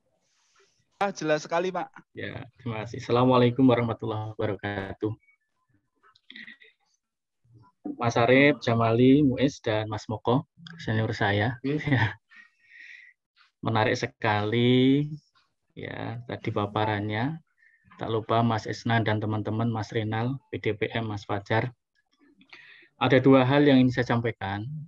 Yang pertama, yang disampaikan oleh Mas Arif Jamali tadi itu senada dengan Mas Moko, hanya saja bahasanya berbeda. Bahwa saat PTMT, ya, pembelajaran tatap muka terbatas ini, sekolah hendaknya tidak fokus pada mengejar materi pembelajaran. Mas Moko membahasakan tidak mengejar ketuntasan kurikulum, begitu ya. Nah, sementara kita di asesmen sumatif itu masih menggunakan MGMP, di mana MGMP masih membuat soal-soal yang berpedoman pada kurikulum. Sementara dengan waktu 2 jam kita tidak fokus kepada ketuntasan kurikulum. Nah, dari sini muncul satu pertanyaan saya, bagaimana asesmen yang tepat ya saat PTM yang hanya 2 jam. Gitu. Sehingga kesannya tidak merugikan anak, tidak memaksa anak begitu. Kita hanya memberikan porsi 2 jam, sementara anak harus mengerjakan asesmen sumatif sekian nomor. Itu kan rasa-rasanya kurang pas begitu ya. Sehingga yang tepat, yang tidak memberatkan anak yang seperti apa asesmennya. Itu yang pertama. Yang kedua, khusus untuk Mas Moko, yang memang banyak sekali tadi yang disampaikan, ada 9 slide ya. Saya menulis, mencatat ya, bahwa seorang guru itu harus memilah dan memilih strategi pembelajaran. Bahkan tatkala ada 60 anak, ini asumsinya ada 60 karakteristik, ada 60 gaya belajar begitu. Nah, sementara ini proses perubahan dari PJJ ke PTM. Tentu seorang guru harus merubah mindset, harus merubah cara tatkala dulu mengajar dengan versi PJJ, sekarang mengajar dengan versi tatap muka. Ya. Nah, yang kedua ini muncul pertanyaan lagi. Bagaimana seorang kepala sekolah untuk merubah mindset sekian guru? Kalau gurunya 5 atau 6 tidak masalah. Kalau gurunya lebih dari 30, nah ini mungkin trik kepala sekolah dengan waktu yang cepat, level 3 semuanya harus PTM. Kemudian bagaimana kita merubah mindset guru? Jangan-jangan guru mengajar masih rasa-rasa PJJ begitu. Sehingga tidak memperhatikan karakteristik, gaya belajar. Ini kan kurang tepat gitu ya. Itu saja yang saya sampaikan. Mohon untuk penjelasan untuk Mas Arif dan Mas Ako. Mohon maaf. Assalamualaikum warahmatullahi wabarakatuh. Waalaikumsalam. Selanjutnya disambung Bu Sri Darwati. Sekedap Pak Sukidi, Bu Sri Darwati Rumien. Terima kasih waktu yang diberikan kepada saya, Mas Isnan. Assalamualaikum warahmatullahi wabarakatuh. Waalaikumsalam. Saya hormati Bapak Arif Jamali, juga Pak Moko. Tidak ada di tempat, ya. Salam kenal untuk Pak Arif. Saya Budarwati dari SMA Muhammadiyah 2 Surakarta. Untuk Pak Moko, alhamdulillah apa yang tadi sudah disampaikan Pak Moko hebat, mantap, dan alhamdulillah juga yang disampaikan Pak Moko tadi sudah ada di panduan untuk persiapan tatap muka di SMA Muhammadiyah 2 Surakarta. Alhamdulillah. Ada satu yang sangat menggelitik tadi yang disampaikan oleh Bapak Arif Jamali Muiz. Beliau tadi menyampaikan bahwasanya PTM terbatas sebagai pusat perlawanan COVID-19. Nah, saya tadi terkejut, Bapak. Mengapa saya terkejut? Karena beberapa orang, beberapa pengamat itu menyampaikan di berbagai media, di YouTube, yang intinya dengan adanya PTM terbatas ini nanti, setelah diberlakukan PTM, akan terjadi klaster baru penularan itu dari sekolah. Nah, dengan adanya seperti itu, selaku yang bertanggung jawab di sekolah, pastilah kita was-was ya. Pastilah kita was-was.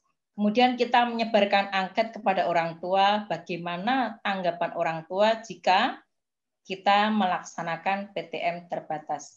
Dan alhamdulillah SMA Muhammadiyah 2 Surakarta termasuk salah satu sekolah yang ditunjuk oleh Sabdin wilayah 7 berserta untuk Ketua Gugus COVID-19 Surakarta untuk melaksanakan simulasi PTM tersebutnya. Yang menjadi permasalahan Bapak di sekolah kami adalah untuk pelaksanaan prokes tidak ada masalah. Dari fasilitas, anak-anak sudah kita bekali pengertian dan sebagainya. Ada yang mengganjal dari orang tua, kaitannya dengan prokes sudah kita laksanakan dan dari pemerintah menganjurkan adanya vaksin bagi siswa. Dan itu seperti yang disampaikan Pak Moko tadi juga sudah kita laksanakan. Tetapi ada 2 orang tua, Bapak, yang tidak memperbolehkan anaknya mengikuti vaksin dengan alasan ABC dan sebagainya. Nah, padahal salah satu dalam klausul untuk ini PTM terbatas itu sebaiknya diambilkan dari anak-anak yang sudah vaksin. Di dalam PTM itu juga tidak Menteri Pendidikan Nadiem sudah menyampaikan bahwasanya vaksin tidak menjadi syarat bagi peserta didik, tetapi untuk guru dan karyawan wajib untuk divaksin. Saya jadi was-was kalau anak itu nanti pada saat PTM terbatas itu tidak kita pilih untuk mengikuti PTM terbatas, pasti nanti orang tuanya protes. Tetapi kalau anak itu kita pilih, menjadi kekhawatiran kami bahwasanya jangan-jangan ini nanti ada klaster baru dari anak yang belum divaksin tersebut. Nah, dengan permasalahan itu mohon pencerahan dari Pak Arif Jamali, kiranya solusi yang terbaik itu seperti apa yang nantinya bisa kita laksanakan tanpa menyinggung adanya perasaan orang tua dan juga semuanya berjalan dengan baik. Itu yang pertama, Bapak. Kemudian untuk selanjutnya, ini saya sampaikan kepada Mas Isnan ya. Saya panggil Mas Inan karena ini anak langgang saya, Mas Inan. Luar biasa dari SMP itu memang suka berkegiatan ya. Ternyata sampai dengan sekarang pun hebat. Mas Isnan, di SMA Muhammadiyah 2 itu ada 7 anak yang belum tervaksin. 2 diantaranya tadi orang tua merasa keberatan, kemudian 2 lagi pada saat dia divaksin anaknya sedang sakit.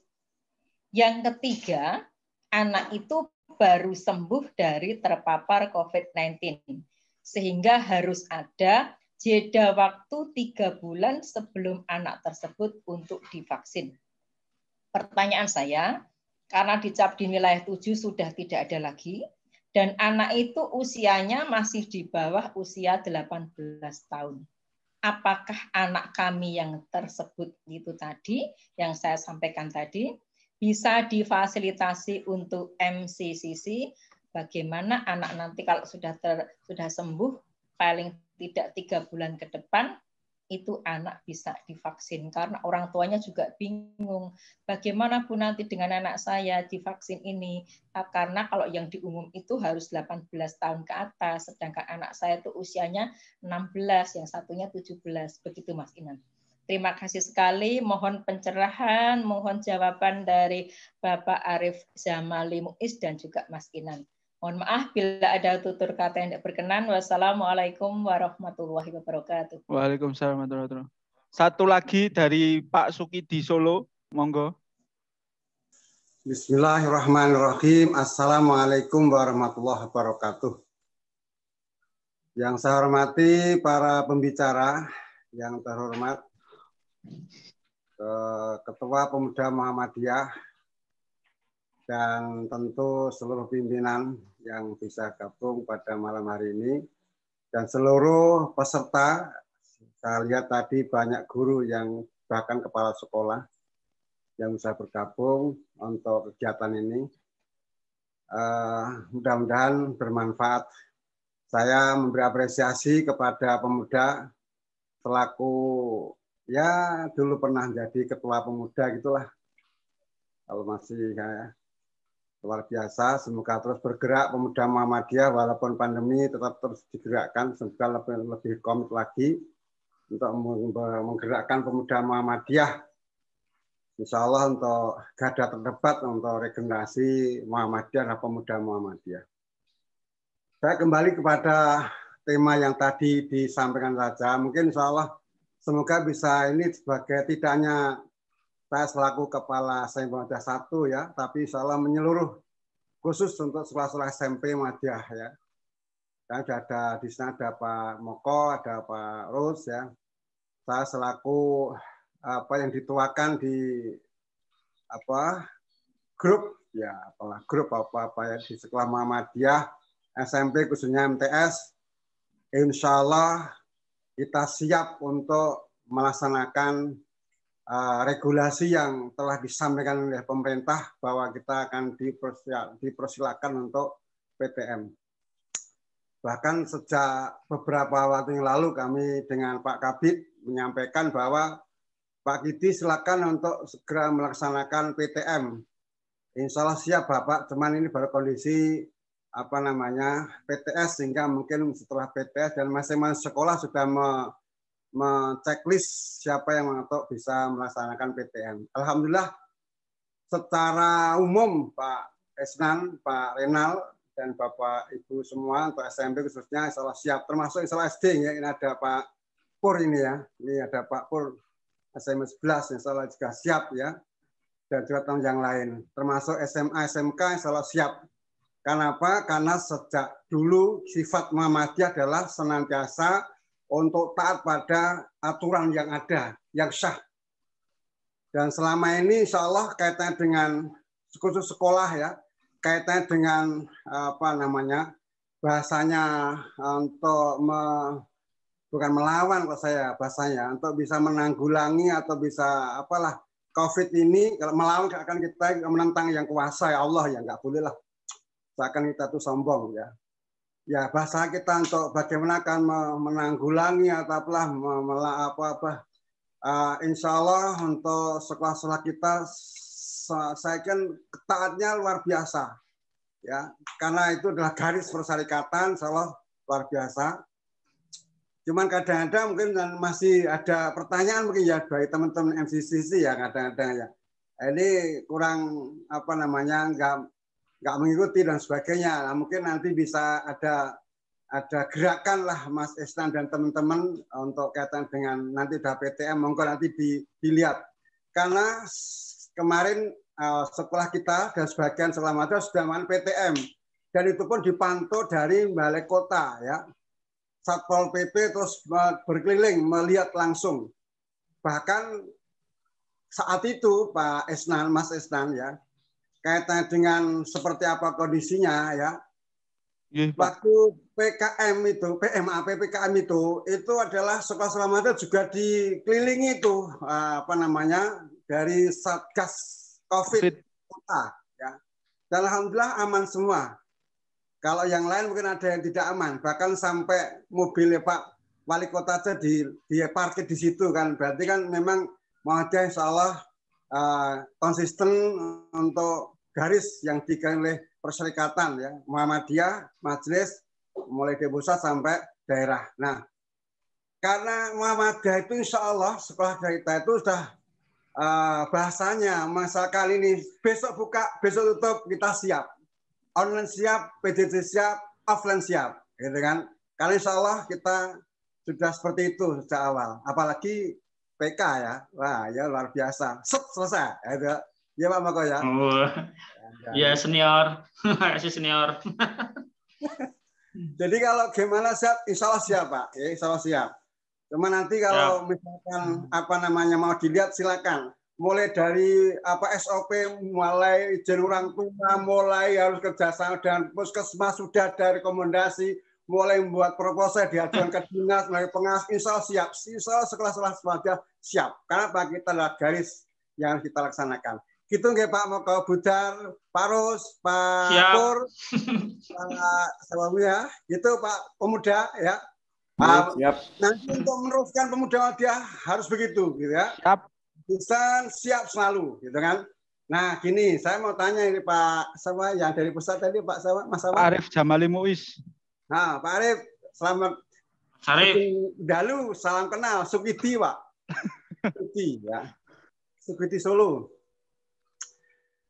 Mungkin bisa dilihat Pak dalam konteks keseluruhan. Kira-kira ketaatan warga Muhammadiyah ini, ya warga Muhammadiyah ini, mungkin pernah ada suatu penelitian mengkaitkan dengan ketaatan instruksi dari PP terkait dengan untuk mengikuti garis persyarikatan untuk taat pada COVID Pak ya. Ini kira seperti apa Pak? Kalau di pendidikan salah oke lah. Tapi ada di masyarakat Jamiah Muhammadiyah kan sudah taat semua atau ada beberapa yang mungkin tidak taat gitu ya. Yang lalu berikutnya Pak Moko, ini luar biasa ya Pak. Memang ya mudah agama-agama angel ya, menggerakkan guru itu kan nggak semudah ya, apalagi kalau nanti udah senior ya, senior wah luar biasa. Tapi insya Allah senior kan memberi contoh soalnya. Kalau senior gile-gile itu ya tentunya ya nggak nyate ya lah, ya Pak Bor nggak nyate, nggak nyate. Ini semoga terinspirasi lah Pak Moko ini kan namanya guru yang baik ya. Dalam arti untuk menggerakkan sekolah Muhammadiyah. Mudah-mudahan kita semua sehat selalu lah. Amin. Kita siap. Baik Mas Isnan, Pak Renal, Mas Renal. Pak Renal. Simpon. Siap. Siap. Ini di sini semua Pak. Nanti dicelok apa antar hanapi dicelok piye Pak antar siap rung ya. Matur nuwun. Matur nuwun. Pak. Siap. Oke. Waalaikumsalam warahmatullahi wabarakatuh. Itu Mas Arif Jamali Muiz dan Pak Moko. 3 pertanyaan yang tadi disampaikan oleh para penanya. Monggo dari Mas Arif Jamali Muiz dulu untuk bisa menyampaikan poin-poin pertanyaan, khususnya tadi dari Bu Darwati tentang kekhawatiran ada klaster baru dari sekolah dan solusi terbaik untuk berkolaborasi bersama orang tua, Pak. Monggo Mas Arif bisa dimulai. Tadi kalau Pak Rusmanto ya, tadi yang pertama saya kira nanti Mas Muhdiat Moko aja yang menjawab bagaimana asesmen yang tepat. Nah, yang berbicara beliau. Tapi saya ingin memberi ini dulu ya, apa namanya, Bapak Ibu guru, pernahkah kita survei? Saya melakukan ini ya, karena betul saya guru ya di salah satu sekolah di negeri di Jogja ini. Pernahkah kita melakukan survei non kognitif ya sebelum pembelajaran di PJJ ini? Karena menurut saya penting, terutama juga misalnya dari online kemudian nanti akan ke luring, ke tatap muka, terhadap kondisi anak. Saya melakukan itu dengan Google Form di kelas yang saya ajar.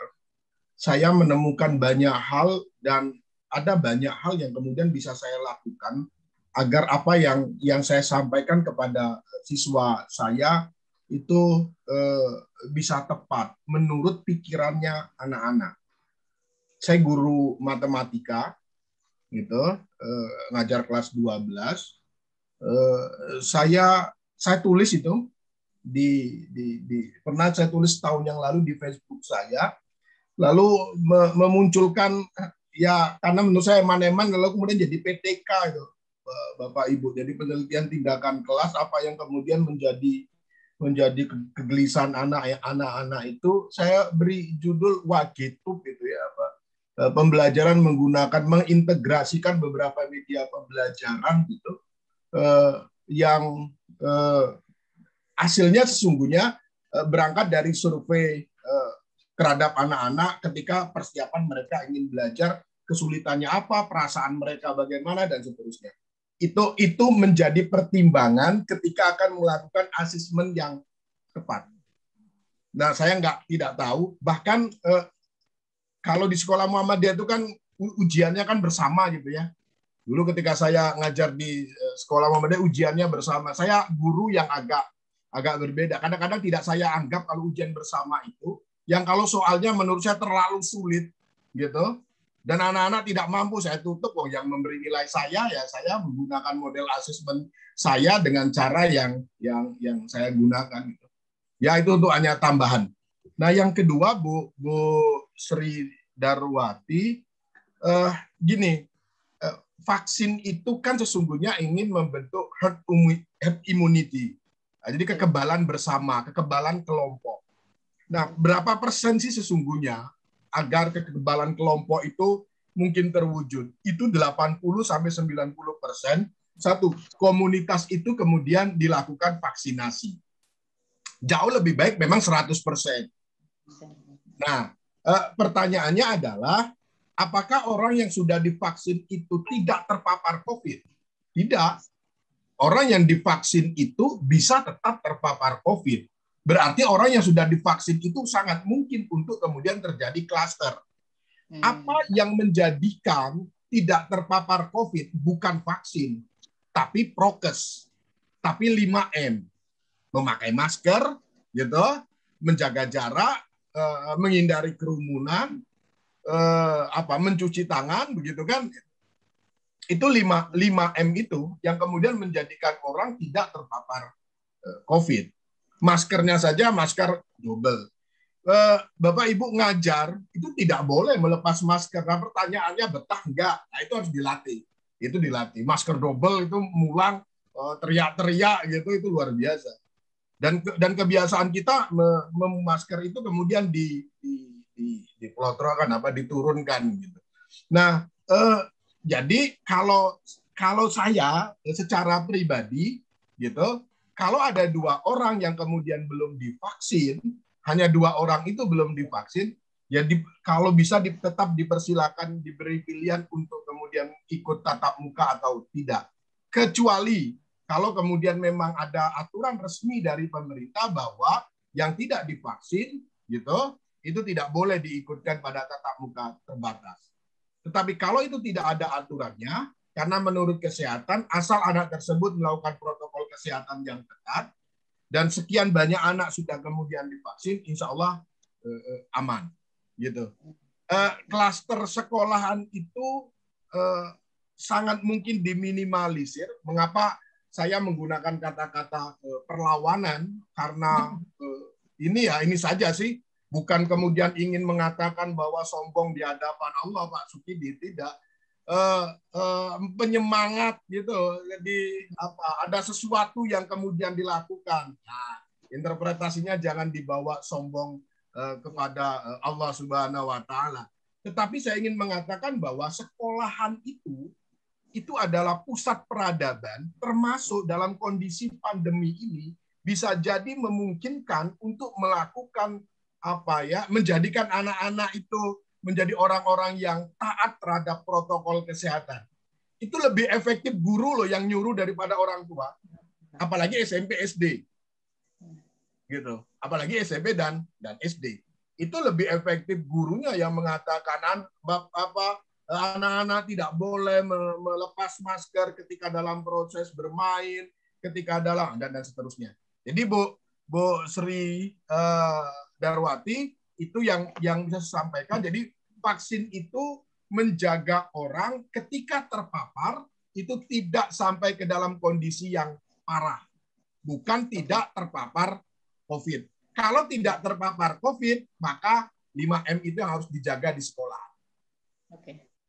Yang terakhir Pak Sukidi, adakah survei yang kemudian mengukur ketaatan warga persyarikatan? Belum ada ya Pak Sukidi untuk mengukur itu. Tapi kalau pertanyaan Pak Sukidi, adakah warga Muhammadiyah yang tidak taat kepada aturan PP Muhammadiyah terhadap aturan MC yang dikeluarkan oleh Majelis Tarjih Pimpinan Pusat Muhammadiyah, misalnya tentang berkaitan ibadah pada masa COVID-19 ini? Saya jawab ada.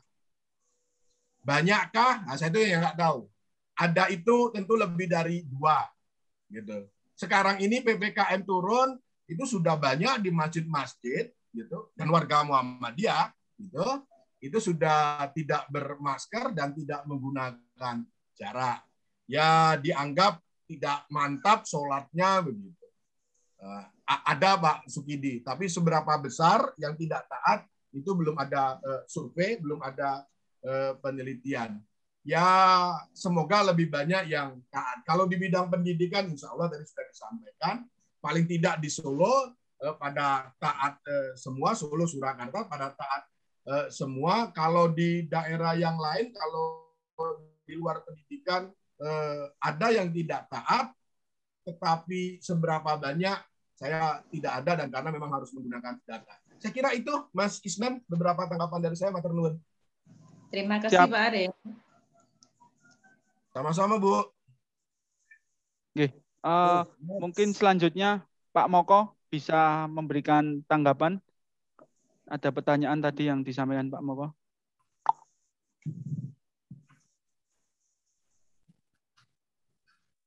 Ayo, guru tua sengangnya dijak maju. Senior. Tuanya ada senior Pak Ustadz Sukidi ini. Ketua IKSM, Ikatan Kepala Sekolah Muhammadiyah SMP MTS Kota Surakarta ini Mas Arif Jamal ini luar biasa.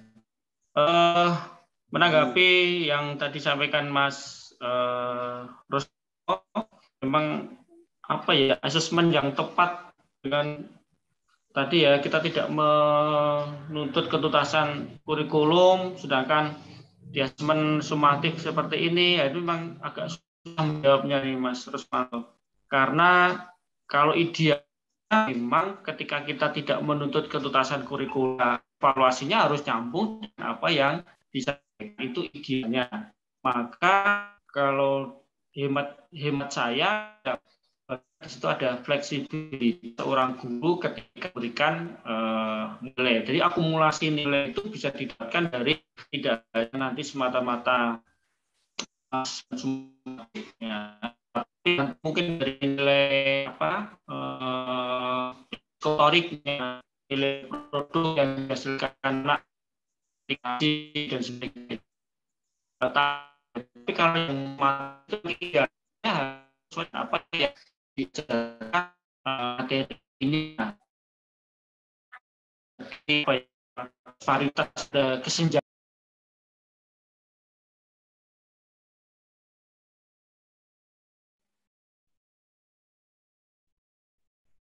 Sinyalnya hilang Pak Moko. Terlempar kelihatannya. Kemudian untuk tadi saya mengilustrasikan ada 60 siswa dengan 60 karakter. Kemudian ada gaya berbeda-beda, itu memang idealnya berbagai gaya belajar itu harus dipahami seorang guru sehingga ketika memilih metode atau pendekatan itu tepat. Maka ada hal-hal yang perlu dilakukan ketika untuk merubah mindset guru. Yang pertama tadi saya sampaikan bahwa kalau dalam sebuah perusahaan, siswa itu adalah pelanggan yang harus berani dengan sebaik-baiknya. Maka harus ada service excellence terhadap siswa tersebut. Jadi kalau ada kesalahan terhadap diselesaikan, kalau dia ada keluhan belajar, harus segera diselesaikan. Harus dipenuhi semua kebutuhan. Karena dia pelanggan. Kalau dalam sebuah perusahaan ada pelanggan, maka harus dilayani dengan sebaik-baiknya, dengan service excellence tadi. Ini mindset yang harus ditanamkan kepada guru-guru kita bahwa ya apa artinya sarana prasarana kita yang lengkap, apa artinya semua yang ada tanpa ada siswa, harus berdarah-darah dalam memberikan pelayanan, gitu ya. Kemudian yang kedua harus juga ditanamkan mindset di dalam setiap guru bahwa tugas guru itu adalah tugas kenabian. Tugas kenabian, bagaimana mendidik, mengajar, membimbing, membersamai. Kadang-kadang mungkin, mohon maaf, kalau orang Jawa Pak Ustadz Sekiti dipanggil sama orang tua, ya, kemudian banyak kritikan.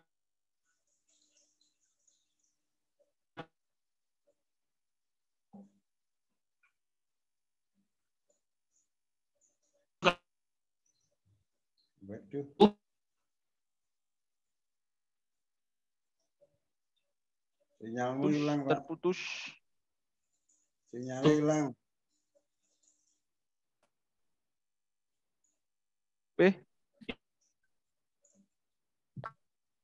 Pak Moko golek sinyal sih. Untuk orang lain itu akan kembali kepada kita.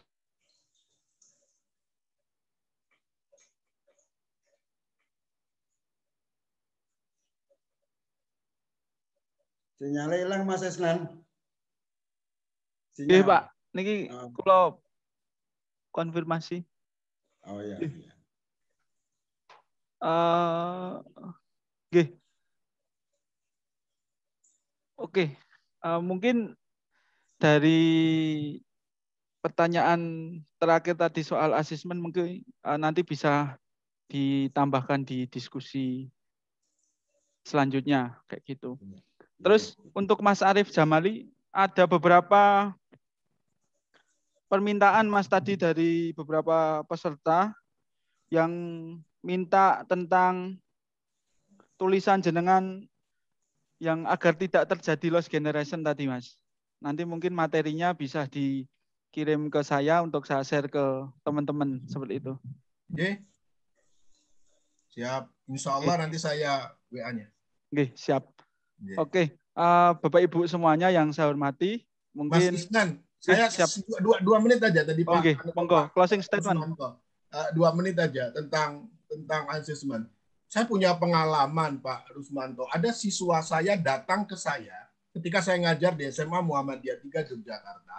Ada siswa saya datang ke saya dia mengatakan, Pak, saya tidak bisa matematika dan saya selalu jelek matematika. Satu lagi dia katakan bahwa saya ada alergi dengan matematika. Jadi kalau ulangan pelajaran matematika itu saya juga awalnya heran, perempuan ini gitu, itu ada minyak kayu putih gitu di depannya itu, dan selalu saja dia gosokkan ke tangannya, ke badannya. Dan dia mengatakan saya gatel Pak kalau ngelihat pelajaran matematika itu real itu. Gatel itu katanya. Lalu dia ngomong ke saya, lalu saya harus gimana? Saya bilang, lah kamu suka pelajaran apa? Dia bilang menjawab ekonomi. Lalu saya tanya, kalau di ekonomi ada akuntansi, itu ada angka-angka, itu gatel nggak? Apa namanya, alergi nggak? Dia jawab enggak, hanya khusus matematika. Saya tanya, sejak kapan? SMP. Lalu dia ngomong ke saya akan ujian nasional. Padahal saat itu ujian nasional sudah tidak ada. Saya akan ujian dan itu menentukan kelulusan.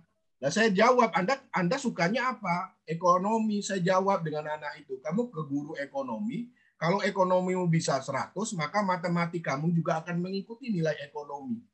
Itu nggak ada di teori. Dan anak itu kemudian lulus kuliah di Telkom University. Kelihatannya sudah jadi manajer deh. Dia kemarin menghubungi saya. Kira-kira begitulah. Jadi anak yang saya pernah mengalami, sehingga saya tidak menggunakan asesmen yang standar itu. Saya bilang guru ekonomi. Jadi kira-kira begitu. Saya pernah mengalami ada anak yang baru kali itu seumur-umur saya alergi matematika. Gatal-gatal nak ketemu dengan angka-angka matematika. Ya terdonas Isnan. Pak Arif Jamali Muiz. Bapak Ibu semuanya, kemudian kita telah sampai di akhir sesi diskusi. Monggo kalau nanti ingin berkomunikasi lebih lanjut terkait dengan dunia pendidikan dan COVID-19 sama Mas Arif, nanti bisa bertemu atau menghubungi langsung, nanti kontaknya bisa saya berikan seperti itu. Terima kasih Bapak Ibu semuanya, tidak ada yang bisa saya simpulkan, panjenengan semua yang menyimpulkan. Marilah kita akhiri diskusi pada hari ini sebelum kami serahkan ke MC dengan bacaan hamdalah bersama-sama. Alhamdulillahirrahmanirrahim. Mohon maaf. Alhamdulillahirrahmanirrahim. Saya kembalikan ke Mas Fajar Triwinarno selaku Master of Ceremony. Iya. Baik, terima kasih Mas Isnan. Bapak Ibu yang kami hormati, sudah selesai diskusi di malam hari ini. Sangat luar biasa pembahasan yang telah disampaikan, yang telah didiskusikan juga panjang dan lebar, insya Allah memberikan kontribusi yang terbaik.